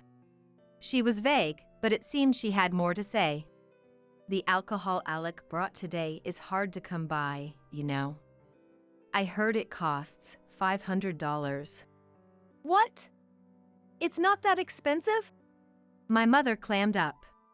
Then, she revealed something I hadn't expected. "He's been asking us to pay for it." What? "It's nice having Alec over and the alcohol is good. But, honestly, it's a burden to pay for expensive alcohol every time."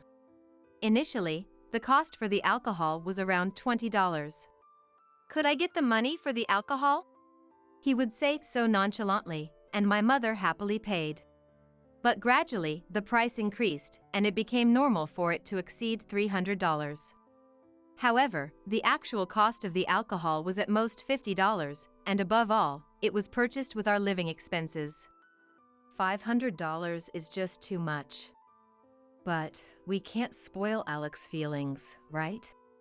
Indeed, my parents had repeatedly said that gifts were unnecessary, without me realizing the underlying sentiment. I thought I was doing filial piety by visiting frequently with Alec. I immediately confronted Alec, who looked happily flushed, about asking for money. Maybe because he was drunk, he responded nonchalantly, "What's the big deal? If you go to a club, you pay a lot of money, right? I'm bringing alcohol and drinking it with them, so I should get paid, or it's a loss." He didn't care about my anger at all, almost as if he expected gratitude. Turning towards my beet-red face, he laughed. "Hey, Melissa turned into an octopus. Reagan, make some octopus appetizers." I was so dumbfounded by the absurdity of it all that I lost my words. I just exchanged looks with my parents, who had twisted expressions. Alec seemed to like my family home. Unlimited drinks, a mother who worked like a maid, and he even receives pocket money. But I couldn't bring Alec home anymore. Ah, so boring. I'm nice to you and this is how you treat me. After that, Alec stopped coming to the house and started going out alone. On top of not giving me any money for living expenses, he had secretly incurred debts.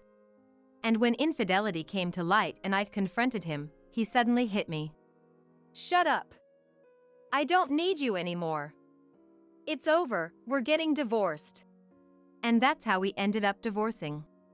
A bitter memory I don't want to even remember.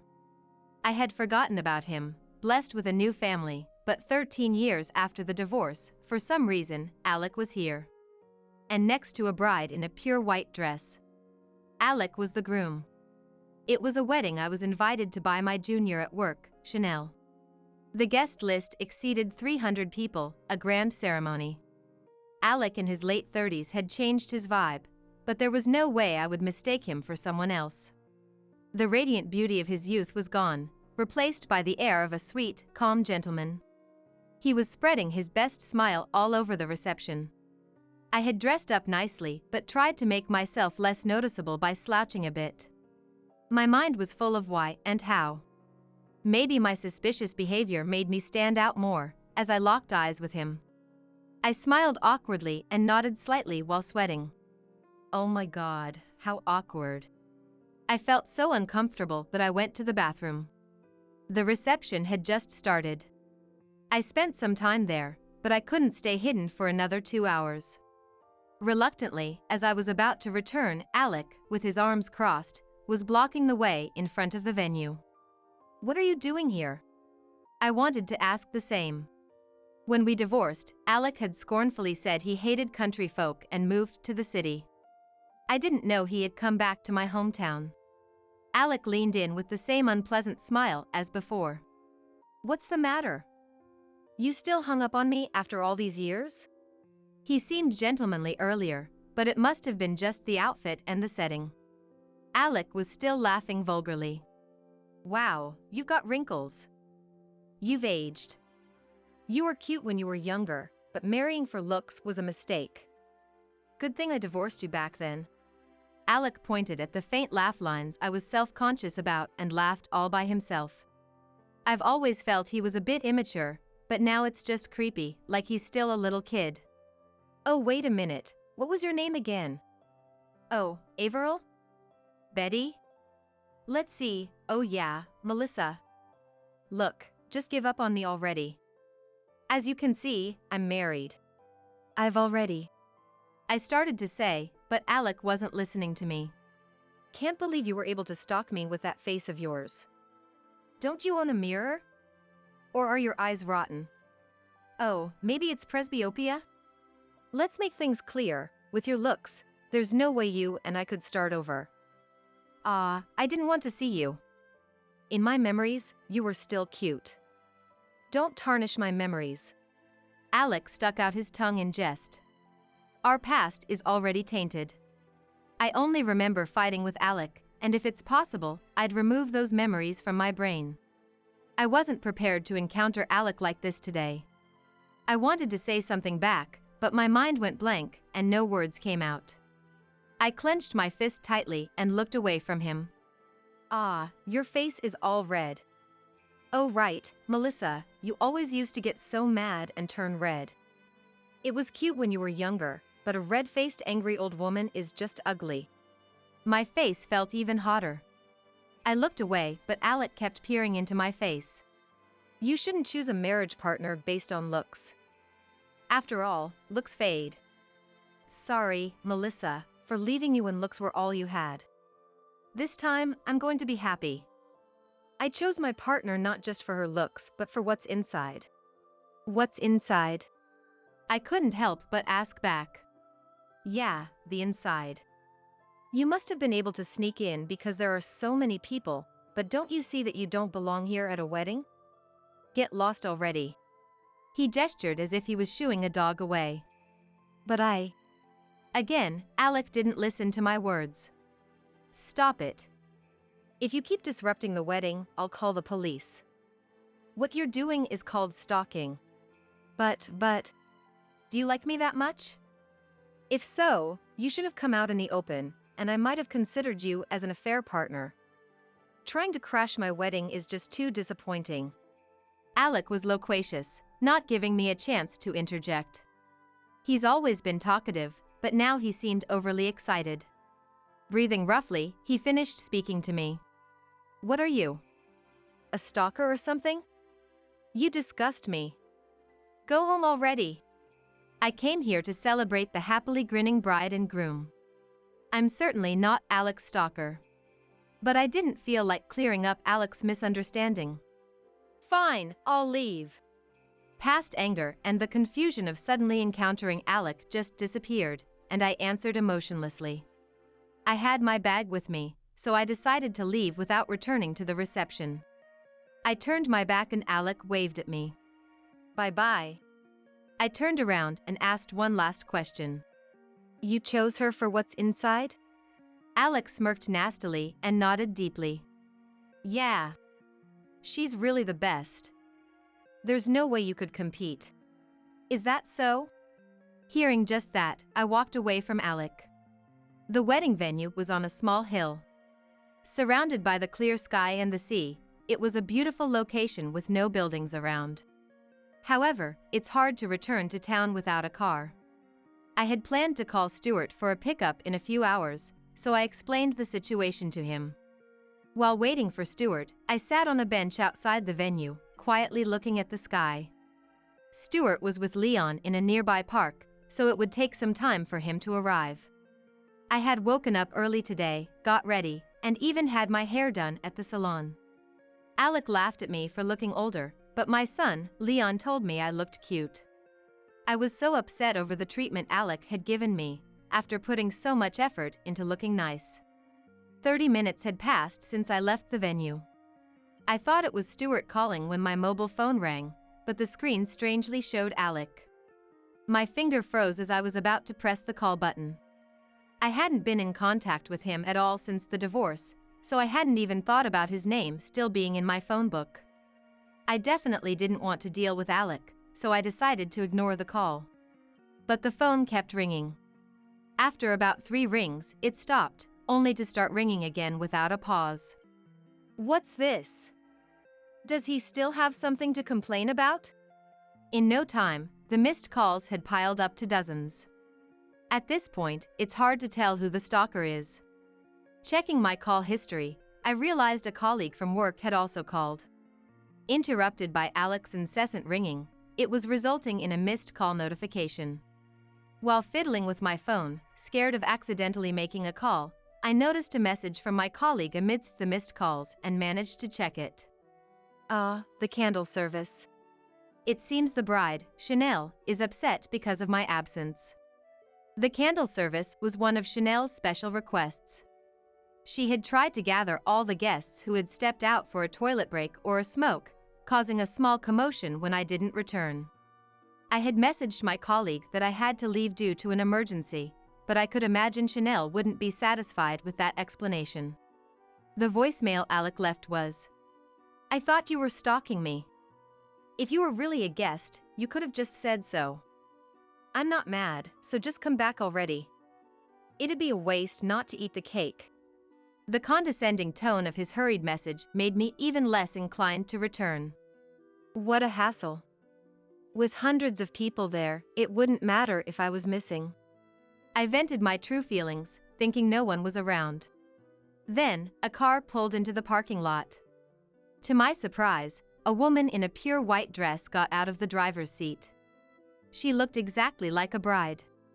Normally, brides get ready at the venue, so this was clearly unusual. I couldn't help but stare at her.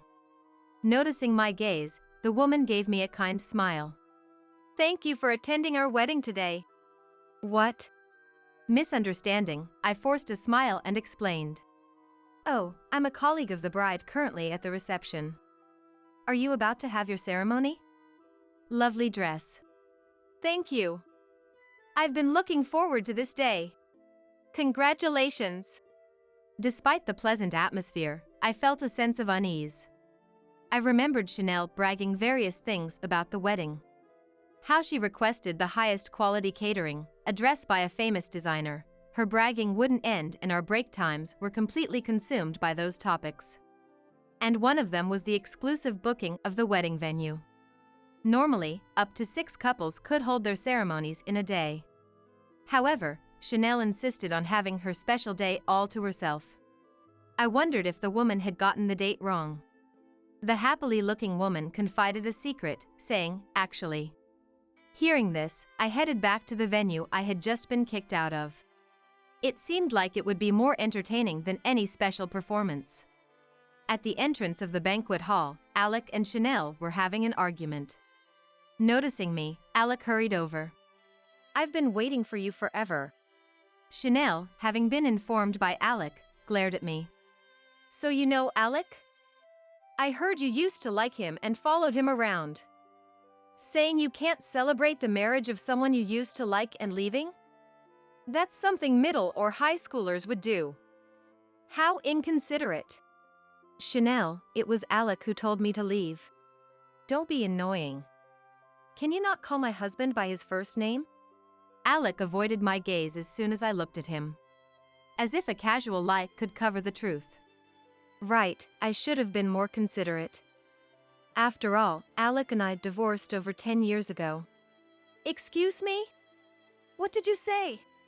Chanel tilted her head in confusion.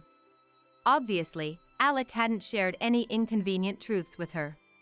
Alec tried to silence me, but I spoke up anyway. What do you mean? Alec and I were married. Chanel's eyes widened in shock. Alec, sensing danger, shrank back like a scared kitten. What? You used to be married? I didn't know about this. Unbelievable. Before the wedding, Chanel often spoke about her ideal partner. Someone with fair skin, a model-like face, who would grant all my wishes like a prince. And of course, he has to be utterly devoted to me.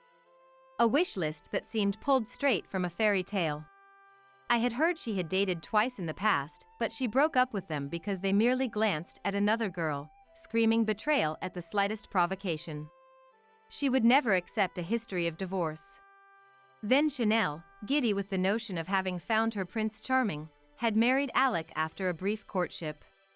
It was Chanel's mistake for not looking into him more, despite her usual insistence on details. Alec hurried to cover up. Chanel, it's not what you think. I did marry her, but it was a youthful mistake. A folly of youth, you know? And to prove it, we split up after about a year. He tried to put his arm around Chanel's shoulder, only to be shrugged off. I had pretty much forgotten she existed, and now I'm all about you, Chanel. It's actually her who's been bothering me. She kept staring at me during the ceremony, and it was really creepy. Come on, Chanel, Melissa is the annoying one. You know I wouldn't be interested in someone like her. Trust me. Chanel's lips were clenched so tightly that they bled. She seemed to be holding back her anger. I get it, Melissa is the annoying one. I mean, you knew it was Alec as soon as you saw the invitation, right? Did you dress up all fancy because you thought you'd see Alec? Talk about creepy. Thinking there might be a chance? I had become the common enemy of Alec and Chanel. By berating me, Chanel seemed to have felt better and snuggled up to Alec artificially. She's my stalker. Probably got mad knowing I was getting married. Lately, she's been following me around. It's been truly creepy. It was too much not matter how much she likes me. Stalking and then showing up at the wedding thinking there's a chance is just too creepy. They laughed together. A vulgar laughter that didn't suit the beautiful bride and groom. Melissa, I'm sorry. I know it must be hard to see me and Alec so happy, but it's unthinkable for someone to leave in the middle of the ceremony. Please, stay till the end to get over your feelings for Alec. I was ridiculed thoroughly. I couldn't possibly celebrate their union now. Chanel, I really didn't know the groom was Alec. Save your pointless act. It's true. Because he had a different last name back then. Chanel, not understanding, was carefully enlightened by me. He was Alec Brown before. Now, Alec Taylor. Do you understand why? Alec was the first to pounce on me. Not that we were getting along, but Chanel, with a look of anger, pulled us apart. This made it easier to continue. Alec has been married and divorced several times after divorcing me, even taking his wives' last names. Alec yelled, "Shut up," but was immobilized by Chanel, who had thrown her arms around him. Chanel's grip tightened, and Alec began to moan in pain. Alec's history of divorces wasn't just once. It appears he had been married and divorced at least 5 times. Knowing the truth, Chanel's grip tightened around Alec to the point it seemed she might be breaking his spine. Alec couldn't even make a sound. To those unaware of the turmoil, they might appear as a passionately embracing bride and groom. The banquet staff, previously too intimidated to intervene, finally managed to stop Chanel. Chanel's fiery temper had evidently left the staff terrified. But they seemed to realize Alec's life was in danger if they didn't act. After a bit of coughing, Alec turned his fury on me. Melissa. Secretly following me around and digging up unnecessary information. You're beyond what you call a stalker. Although Alec's bloodshot eyes were frightening, I kept my composure. Come on, it's your wedding. Let's keep it calm. I looked towards the lobby and saw that she was prepared. Alec, congratulations on your wedding. I clapped loudly. Perplexed Alec and Chanel watched with a perplexed expression. Then a woman in her wedding dress approached.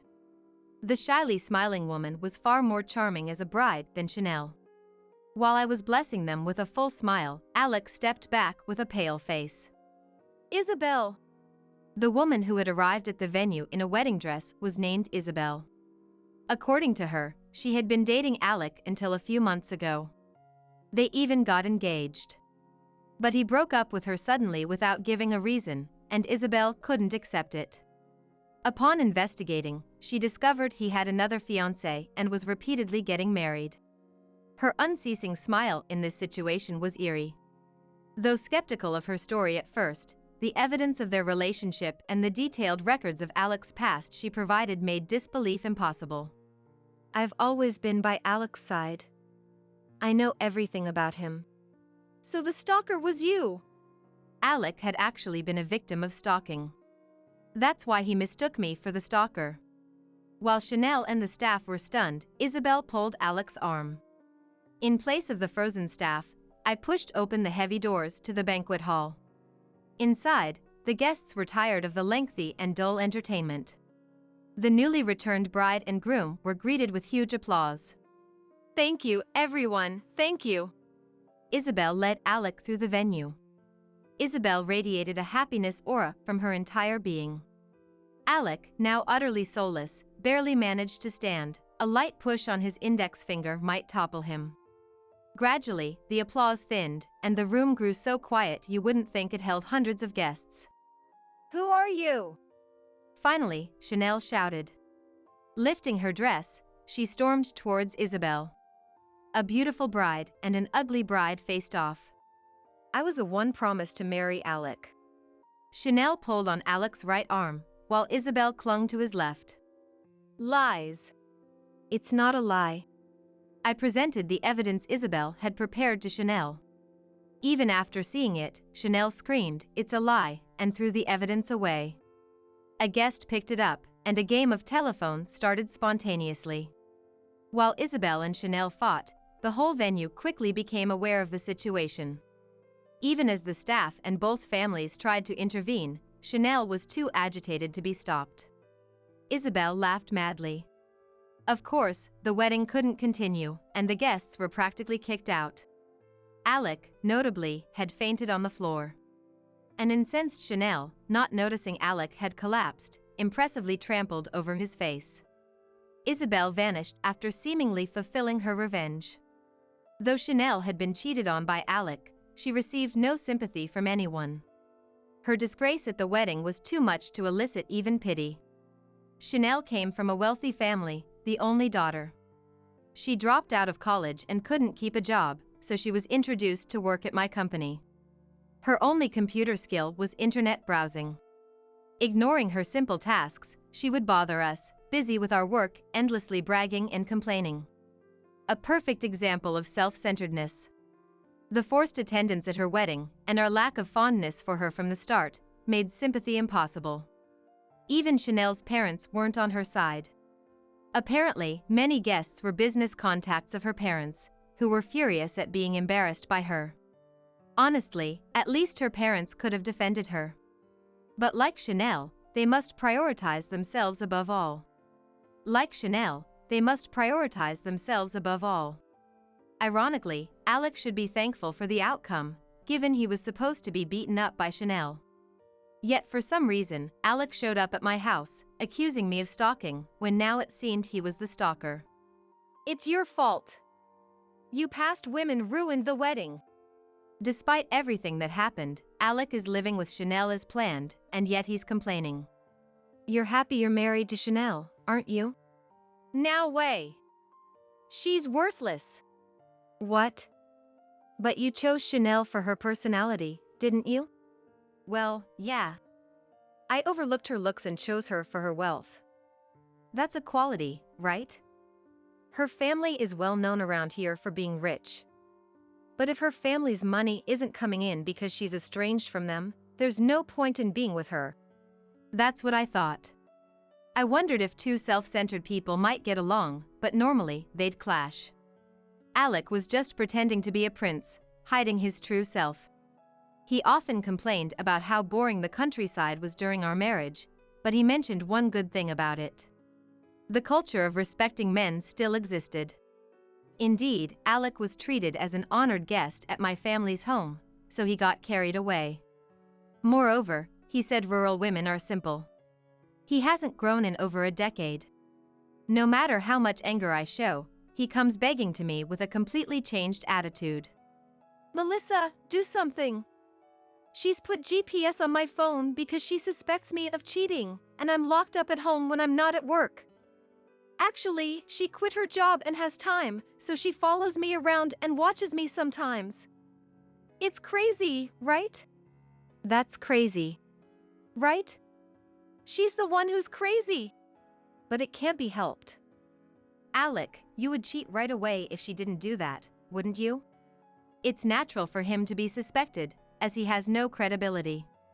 Alec plays the victim, but he is undoubtedly the perpetrator. I can't even take a breather, let alone cheat. I hate this. I want to escape. Melissa, help me. Alec is nothing but a blemish on my life. Even his attempts to evoke pity is just repulsive. Just as I was getting fed up, a screech like a beast's cry echoed from afar. However, the source of the cry, charging like a gorilla, was Chanel. What are you doing here? How? You were out and I even left my phone at home. Chanel pushed the pale-faced Alec aside and whispered a warning to me. The GPS is also in his wallet and on his keychain, so I'm always watching him. Don't even think about stealing my husband. I could imagine Alec wanting to cry over such suffocating living conditions. Still, I have no sympathy for a habitual cheater. I wouldn't steal him. Be happy with Alec. I answered with a smile. Chanel tried to take Alec back, hugging him, but he stubbornly resisted. I don't want to go back. Come on, Melissa. Deep down, you still love me, don't you? His confidence was baffling. Love you? Impossible. I'm married too, you know. The front door quietly opened. I had asked Stuart, my current husband, to wait inside, feeling awkward about introducing my ex to him. But he couldn't stay away any longer due to the noise outside. Eek! Alec shrieked at the sight of the towering Stuart looking down on him. Trembling as if he'd encountered a man-eating bear, I teased him for fun. This man is being persistent. Can you do something? Stuart's eyebrows twitched at my words. Just that was enough for Alec to cling to Chanel and make a quick escape. Alec, frightened by the gentle bear, never showed up in front of me again. Whether it's because of the bear or he's sticking to Chanel in their newlywed life, I don't know. Thus, my peaceful days returned. I'm not good with confrontations, Melissa. I didn't know what to do to help when you were in trouble. Sorry. It's okay. You're protecting me, just being by my side, Stuart. Even with this look, there comes advantages. I always felt my size and intimidating presence were a flaw, but it turns out, just a glare can protect my family when needed. Not bad at all. Stuart and I shared a smile. Then Leon, wielding a toy sword, bursted in. I'll defeat the dinosaur. Suddenly, it was time for a play fight. Stuart is always casted as a dinosaur. Ah, I'm defeated. Got you. Mama, I came to save you. I defeated the scary dinosaur. Stuart effortlessly lifted Leon onto his shoulders. Brave sir, I won't cause trouble anymore. Please make me your ally. Okay. Let's protect Mama together. Yay! I have two reliable heroes by my side. The sight of Big Stuart and Little Leon playing together is something I cherish. I want to protect this simple daily happiness. One day, I got a call from Dad, who lives on his pension. Thanks for sending $30 every month. It helps with the cat's food. What? I've been sending $1,000 a month. Without missing a beat, I replied, and Dad, sounding puzzled, said, Huh? And then silence fell. I quickly checked the automatic transfer set up for Dad and pulled out my debit card to review the transactions. To my shock, the details revealed something astounding. That's when I finally understood the root of it all. It was the moment my decade-long trust in Timothy completely shattered. Give me back all my money, now. I confronted Timothy as soon as he got home, but he just played dumb and was utterly unhelpful. However, his attitude fully opened my eyes. I was determined to expose his true colors and bring everything to light. As I glared at him, avoiding his provocations, he seemed to realize I was up to something and his expression turned serious. My name is Lily. I've had a dream since I was a child. To become an astronomer and unravel the mysteries of the universe. Though not particularly good at studying, I excelled in science and math, leading me to choose a science-focused high school and later, a faculty of science and engineering in college. During my college years, I engaged in various experiments, observations, and research with my professor, and my only career choice post-graduation was a research institute. However, I soon faced a harsh reality. Unfortunately, a research career alone wasn't enough to live on, so I ended up working at a regular company, becoming an employee. Here, I used my knowledge to get ahead of my peers, and that's where I met Timothy. He was 4 years my senior, holding a section chief position at the time. Mature and guiding, I was drawn to Timothy and initiated the relationship, leading to a smooth married life. We were blessed with 2 children, Donald and Sophia. Now, Donald is 18 and a senior in high school, while Sophia is 16 and a freshman in high school. Both attend schools far from home and live in dormitories. So, it's just Timothy and me now, like before the kids were born. I was 27 when I had Donald, and I left my job then. It was possible to continue working, but having seen the struggles of balancing work and motherhood among my colleagues, I knew how hard it was. Timothy said he'd help, but he wasn't very attentive during my pregnancy, and he even missed the birth, citing a welcome party for new employees. No, to be precise, he showed up after Donald was born, red-faced and in high spirits. At that moment, I felt nothing but disgust. So, when Timothy said, "Don't worry. I'll support you too, Lily. Just focus on your job. We'll share the household and parenting," I could hardly believe him. And that's why I quit, a decision I never regretted. Firstly, Timothy never kept his word. Whenever Donald cried, he'd say, "Hey, he's crying. Smells like a diaper, doesn't it? Oh, and we're out of milk. Maybe you should go buy some?" His eyes were always glued to his mobile phone. Not once looking at me or Donald. I couldn't have managed work in that state. The area we live in has fierce competition for daycare, and it's tough for working families to get a spot for kids under a year old. It's easier to get in from the toddler group, so I plan to return to work around that time.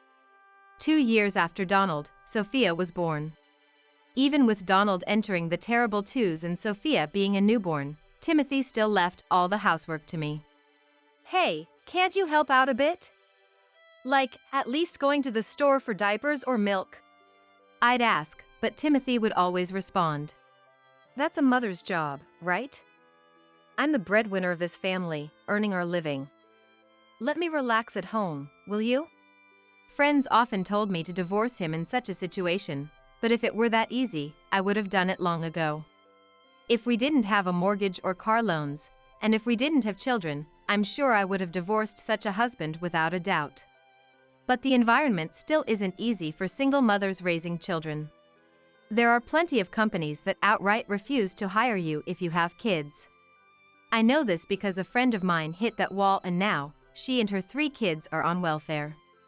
The more I thought about it, the more my feelings for Timothy cooled. If he sees himself just as a provider, then I'll think of him that way too. But I didn't want to make the kids feel bad, so I tried to keep a calm home environment without any arguments. Once the kids were older and things settled down, an acquaintance offered me a job as a teacher and a researcher at a vocational school. I was happy to finally pursue my dream of being a researcher, using the knowledge and experience from my corporate days. But Timothy didn't seem too pleased when I told him about it. The reason was simple. He was jealous that I would be earning more than him. You know, women are in a tough spot in society without a man. And yet, here you are, showing off. Can't you even consider your husband's feelings a little? I had an inkling, but Timothy was too proud of himself and was a bit frightened of women doing better than him. He was often harsh with the kids as well, and I had to step in to defend them. But I needed to work too, to save at least enough to send our 2 kids to college. I tried convincing him, but Timothy was just sarcastic about me working, and that's when our relationship really started to sour. Finally, when I was settled in my job and had a stable income, I brought up the subject with Timothy. Look, I don't think there's any point in us being a couple anymore. It's not good for the kids or us, right? So, I want a divorce. At this point, I had a decent income and the kids were more independent, so even without Dad, we could manage. I understand that divorce isn't great for kids. But I started to doubt whether me enduring everything was truly for their benefit. However, Timothy flat out refused to divorce and even said, having both parents is definitely better for raising kids. Kids from divorced families tend to behave badly, don't they? His basis for saying this was unclear. Probably just an excuse to guilt trip and keep me tied down. Still, I couldn't say everything Timothy said was wrong. Having both parents together is indeed better. That would be an undeniable fact. Kids are pure creatures, for better or worse. If any of their friends found out about our divorce, they might ask out of curiosity. I might be okay, but Donald and Sophia could get hurt. So, even when Timothy spouted his nonsensical theories, I couldn't talk back and ended up not being able to divorce. That's when I decided to change my perspective. Timothy might not be a great husband or father. But he's never cheated and he provides for the family. He also doesn't have any expensive hobbies and only spends about $20 a month on mobile games. He never gambles and even pays for the kids' activities. In that regard, I had no complaint. But his actions and words were often too much. To Donald, who he saw as his heir, Timothy would say things like, "Listen, Donald. A man should earn as much as he can. Don't ever become a part-time worker. That's just laziness. You should earn more than women and be like me. You're going to be taking over the family, so be aware of that." Our family doesn't even have any grand achievements or history of being landowners. According to my mother-in-law, our ancestors were just ordinary farmers. So, fortunately, there were no complaints or weird theories from the in-laws towards Donald. But with Sophia, Timothy taught her unbelievable things. Sophia, listen. Women can only survive in this society by getting married. So once you graduate high school, work and contribute to the family, support your brother. I've never met anyone who differentiated between men and women like this before. Thinking that this person is my husband made me feel indescribable. It's an anachronism at its finest. Every time Timothy lectured the kids like that, no matter how much I negated his outdated ideas, the stubborn Timothy never changed his mind. Maybe because of that, by the time Donald entered middle school, he was rebellious and often clashed with Timothy. Sophia, on the other hand, would go out with me but refused to go anywhere if Timothy was coming along. Timothy, of course, seemed not to care. As the kids grew and left home for high school, the brunt of Timothy's nitpicking shifted back to me. He accused me of looking down on him as a husband because I had a research job, or of acting superior despite his college being overwhelmingly more prestigious than mine. Sometimes, he would even talk about my earnings to others, playing the pitiful husband, as if it was all my fault. I never once belittled Timothy for his education or job, yet he would put himself down and talk as if I were the one saying those things. Ignoring his antics led to him calling me a foolish wife for not listening to her husband. The only silver lining was that the kids weren't around to witness this. Thinking he would agree to a divorce once they were independent, I decided to endure a few more years. Then one day, I got a call from Dad. Since Mom had passed away, my 66-year-old dad was living a modest life on his pension and savings, far away. He's always been frugal, never indulging in luxuries, except for adopting a few cats a year ago. There shouldn't have been anything unusual. Usually, he only called about the kids or for my birthday. But today, out of the blue, he called and said something unbelievable. Thanks for the $30 you send every month. It helps with the cat food. I couldn't help but respond. What? I've been sending $1,000 a month? Then Dad, sounding puzzled, said, Huh? And silence ensued between us. What was Dad talking about? I reorganized my thoughts and reiterated to Dad. I've been transferring $1,000 to your account every month. So what do you mean by $30? After hearing me out, Dad asked me to wait and then sent a photo of his transactions through SMS. Seeing the photo, I was dumbfounded. Indeed, as Dad said, my remittances were just a mere $30. I couldn't understand what was happening, but it was clear something sinister was going on beneath the surface.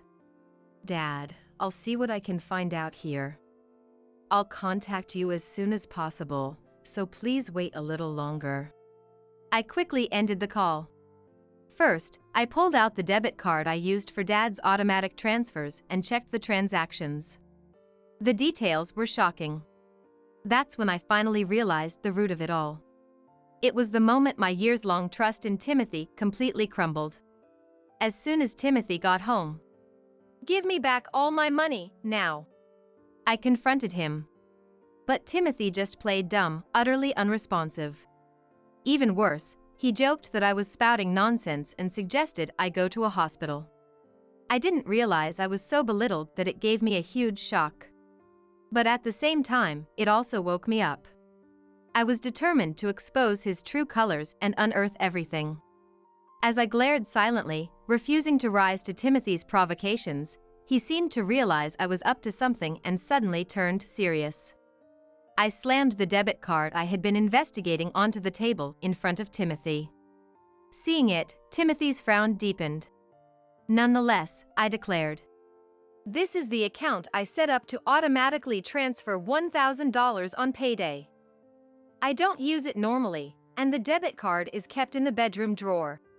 Timothy couldn't say anything, just glared at me in silence. After a few tens of seconds of silence, Timothy finally began to make excuses. Well, that's definitely strange, but even if I had been diverting it, what benefit would that be to me? Besides, you're suspecting me, but there's no proof I did it, right? Innocent until proven guilty. Don't you even know that? His infuriating way of speaking irked me, especially because he had a point. He's probably smarter than me, and his cunning works just as well. If he was the type to slip up under questioning, I would have divorced him and raised the kids on my own long ago. I don't know how many times I've been frustrated by Timothy's unnecessarily sharp mind. And indeed, there's no direct evidence of Timothy doing anything. But in this house, it's just me and Timothy. Even without evidence, it's a given that Timothy is behind this. I pointed out the discrepancy in the transaction history and said, Normally, if the transfer date I set falls on a weekend or holiday, I have it set to transfer in advance. The setting is to automatically transfer $1,000 to Dad's account on the 1st of every month. Since payday is the 25th, I'd transfer $1,000 to this account as soon as my salary was deposited. I paused there, looking at Timothy, who seemed a bit tense. I didn't know what he was thinking, but he might be preparing an excuse for whatever I'd say next. I looked back at the debit card and continued. So if the 1st is on a weekend or a holiday, it transfers on the 30th or 31st of the previous month. Therefore, there should be no movement of money between the 25th and 29th. Yet, the day after I put in $1,000, only $30 is sent to Dad, and the rest is withdrawn. Doesn't it seem strange that there's movement other than the automatic transfer? Timothy stuttered for a moment, but then retorted with a laugh. Even if that's true, so what? Where's the proof that I took your debit card and withdrew the money? Even if I took nearly $1,000, what would I use it for? He had an infuriating smirk and a condescending laughter to go with it. I just stared at Timothy's face without saying a word, and thinking he had one, he suddenly became talkative. I earn decently and am not in need of money, something you, who gets the household expenses, should know best, right? And besides, I couldn't mess with those auto-transfer settings anyway. You know, as a researcher, you should be smarter than this. After rattling off his words, Timothy seemed pleased with himself, as if he had outsmarted me, and happily went to take a bath. Thinking he had beaten me in this exchange, Timothy must be really naive. Just the thought of his smug face falling apart made me want to laugh. Since he thought he had won, Timothy sang some indistinct song in the bath. And when Timothy came out, still in high spirits, I greeted him with the biggest smile. He looked surprised. What now? You still have something to say? And stepped back. I presented him with a printout of my SMS history. What's this? I asked sharply, and Timothy froze. In fact, when Dad sent the photo of the debit card, I was surprised to find unfamiliar SMS exchanges before it. I rarely use SMS. And when I do, it's mostly for login confirmation codes. I usually communicate with colleagues, friends, and kids via free messaging apps or SNS messages. That's why I hadn't noticed these exchanges, and Timothy must have cleverly chosen SMS for this reason. A conversation between Dad and me from about 10 months ago that I didn't recognize. The messages were sent under my name, but I wasn't the one who wrote them or talked to Dad. Needless to say, it was Timothy. Hey, this is you identifying yourself, right? This is Timothy, Lily's husband. How are you? Why did you contact Dad from my SMS? If you wanted to talk to him personally, you could have just asked me directly for his contact, right? As I pressed him with a smile, Timothy's triumphant expression disappeared, replaced by panic. No way, you don't use SMS, how did you find out? He was clearly flustered. His reaction made it obvious he had tampered with my mobile phone to contact Dad. Let's see, what's this? Actually, Lily is hospitalized and needs money, so we can't send you the usual amount. But we know you have cats, so we thought at least we could help with the cat food. We'll have to reduce the amount, but we'll continue sending. I read the message aloud in a monotone, and Timothy started to apologize. There's a deep reason for this. I wasn't trying to hurt you or Dad. Just believe that, please. He briefly apologized, then began to explain. He knew that I sent $1,000 every month to Dad and had agreed to it. But suddenly, Timothy needed money and thought of using this $1,000. Since he didn't have Dad's contact details, he couldn't ask him directly, and even if he did, there was no way he could ask him to slide the $1,000 over to him. So, Timothy pretended that I was sick to gain Dad's sympathy and understanding. He knew how to unlock my phone and probably sent that SMS while I was in the bath. Dad, being kind, must have believed that SMS. The reason I didn't get any worried calls from Dad was also Timothy's doing. He had told Dad that my treatment was tough and I needed some space. So for the past 10 months, Dad hadn't contacted me. Today he must have called because enough time had passed, and he chose a neutral topic like cat food.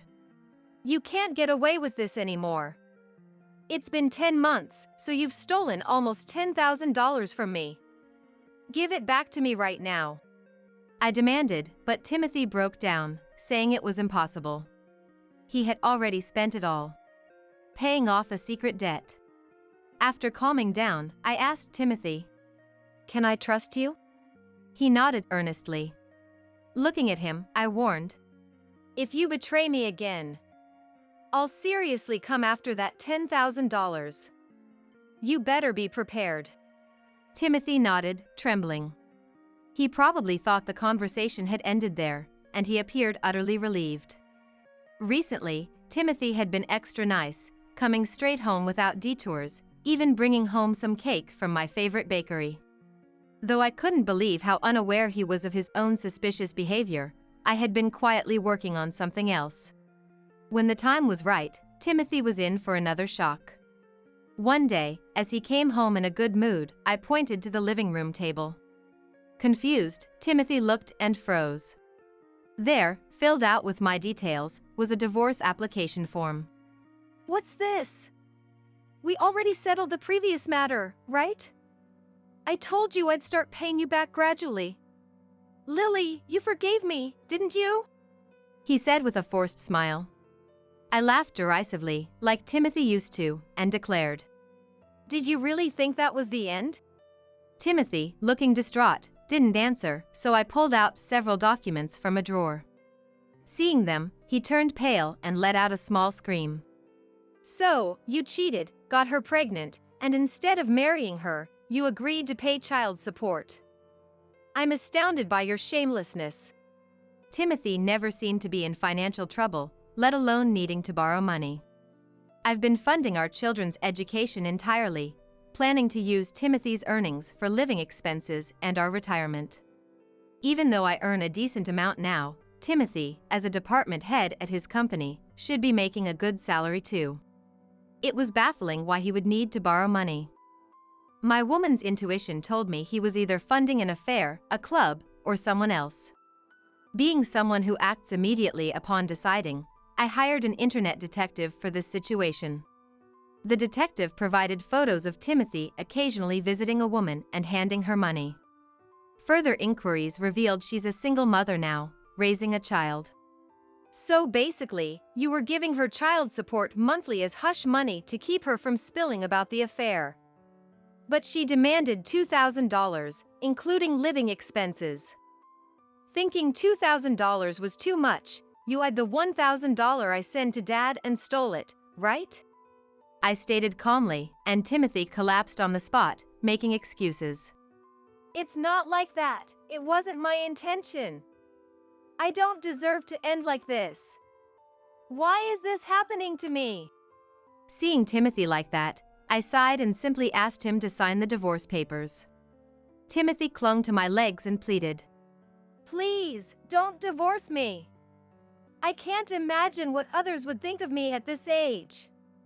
And the kids might not want to see me anymore. I can't stand it. It's too hard. Please, I'm begging you. I refused with a smile, saying, If you don't sign, I'm fine with taking this to court. Realizing he had no chance, Timothy signed with trembling hands. But this wasn't the end. The other woman needed to be punished too. Just asking for alimony in the divorce court seemed too lenient. She ruined my marriage and was now setting back, receiving benefits and allowances. Just thinking about it made me furious. There was still one suspicious point about the automatic transfer.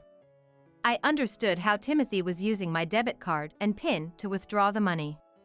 Since we are a married couple, we shared a PIN. Money can be withdrawn just by using a debit card, and after hearing what he had been using the money for, Timothy's actions made sense. But what about the automatic transfer? Actually, I once misunderstood the remittance date and forgot to deposit money. I was glad that a polite bank employee contacted me and noticed, but this time I didn't hear from them for 10 months. Considering the previous response, I found it strange that I hadn't heard anything from them for 10 months, so I checked with my bank to see what was going on with my automatic remittances. When I checked with the bank, the transfer was somehow already cancelled. It couldn't have been done without me, and Timothy attempting it would have led to them contacting me. So, there was only one explanation. There's someone working with Timothy at the bank. That was the only way this whole thing could make sense. And so it goes without saying that Grace, a 29-year-old bank employee, was Timothy's mistress. Grace must have posed as assisting Timothy with general procedures while actually canceling my transfer. That's a clear crime. As a bank employee, she committed a crime by using her position for personal gain. Further investigation on Grace led me to an unexpected discovery, and I couldn't help but quietly fist pump. Later, I summoned both Grace and Timothy to present them with the alimony claim for the divorce court. Since you both complied with today's summons, I'll take it as an admission to the affair. All evidence is gathered, I said. Timothy nodded meekly, looking pale, while Grace was absorbed in admiring her nails, as if this matter was of no concern to her.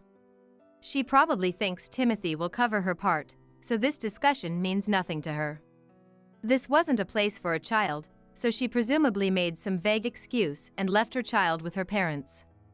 Timothy was already pretty beaten up from the divorce crisis and the bail claim for the divorce trial, so I decided to let it be for now and turned to Grace, saying, "By the way, you're applying for child support allowance as a single parent from the municipality, right? I see you've also applied for a single parent allowance at the bank. But you're receiving $2,000 from Timothy every month, aren't you? You know that's a crime, right? And may I add, it's also a crime to unilaterally cancel my automatic transfers." Then Grace's face twisted in shock and I couldn't help but laugh to myself. She seemed to be making excuses, saying she didn't know anything about it, but I was certain because the detective had investigated into it. "If this information is wrong, then let's call your colleague right now to verify. It might also be a good idea to ask the municipality about the conditions for receiving child support allowance and whether you qualify or not." At that, Grace changed her attitude and apologized to me, begging, "Please, it was just a moment of madness. I never planned to marry this man, that's why I backed off. Please don't push me and my child any further." I was about to explode with anger at Grace, who acted as if I were the villain. The real victim in this case is undoubtedly me, and if anything, it's Grace's child who's been caught up in all this. Under no circumstances will the victims be these cheaters. Then Timothy started to defend Grace, who looked like she was about to cry. "Stop it already. Grace didn't mean any harm." Seeing Timothy like that, I snorted. He didn't seem to understand why he was being laughed at, but I wondered what kind of face he would make when he finally reached the last truth. Still laughing, I said, "So you'll say she didn't mean any harm even after hearing that she made you pay child support and living expenses for a child that's not even yours?" Then Grace stood up, eyes wide open and cutting me off. "Stop it! No more!" But Timothy, showing his pointless intelligence, went on and asked, "Wait, so, that child isn't mine?" Grace's face twisted, and Timothy seemed clueless. The detective had found out that Grace was getting money by claiming another man's child as Timothy's, and she was also receiving $500 a month in child support from the child's real biological father. It cost quite a bit to find all this out, but I think it was worth it to gain something much bigger. Timothy, who thought he had a perfect life, is now facing hell, and I'm sure now Grace will be joining him too. I was feeling great, but Timothy and Grace's aura was dark and heavy. But it's their own responsibility.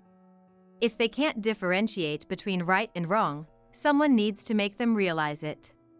Though it cost them, they finally came to understand the gravity of their actions.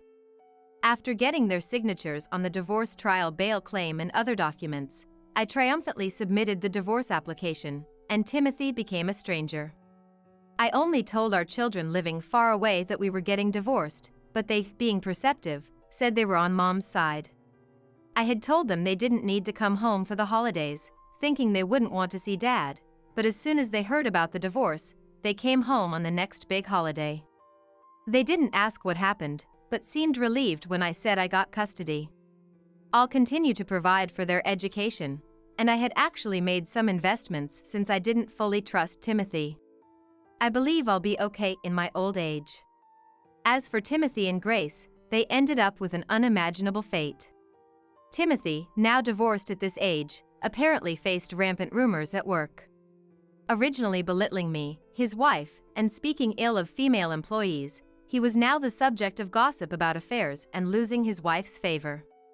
Eventually requesting a department change, he was surprisingly demoted to a regional office. But Timothy didn't complain, realizing he had no place at the headquarters anymore. Moreover, he's now struggling financially due to the nearly $10,000 repayment and divorce trial bail he promised, as well as the children's education costs that he must fulfill as his parental duties. And as for Grace, she resigned voluntarily after the bank found out about what she had done. She avoided being sued by immediately returning the deceitfully obtained allowances, but lacking enough money to live, she reluctantly returned to her parents' home. After spilling everything to her parents, she faced severe reprimands. Currently, Grace works as a contract employee at the company where her dad works, with her parents managing all her finances, leaving her with no spending freedom. Her parents, being very sincere people, paid the full amount of the bail I had claimed in the divorce trial. Though they had initially fronted the money, it was good to hear they would bill it all to Grace. So, after all that, now several years had passed since the divorce. Donald has advanced to graduate school and landed a job at a major company, and Sophia, incredibly, got into medical school and is now preparing for the national medical exam next year. Even without Timothy, the kids have proudly followed their own paths, and they've even assured me they'll support me in my old age. I couldn't ask for better allies. It's incredibly gratifying to see my children grow up into great human beings, without Timothy's influence, and they are the treasures of my life.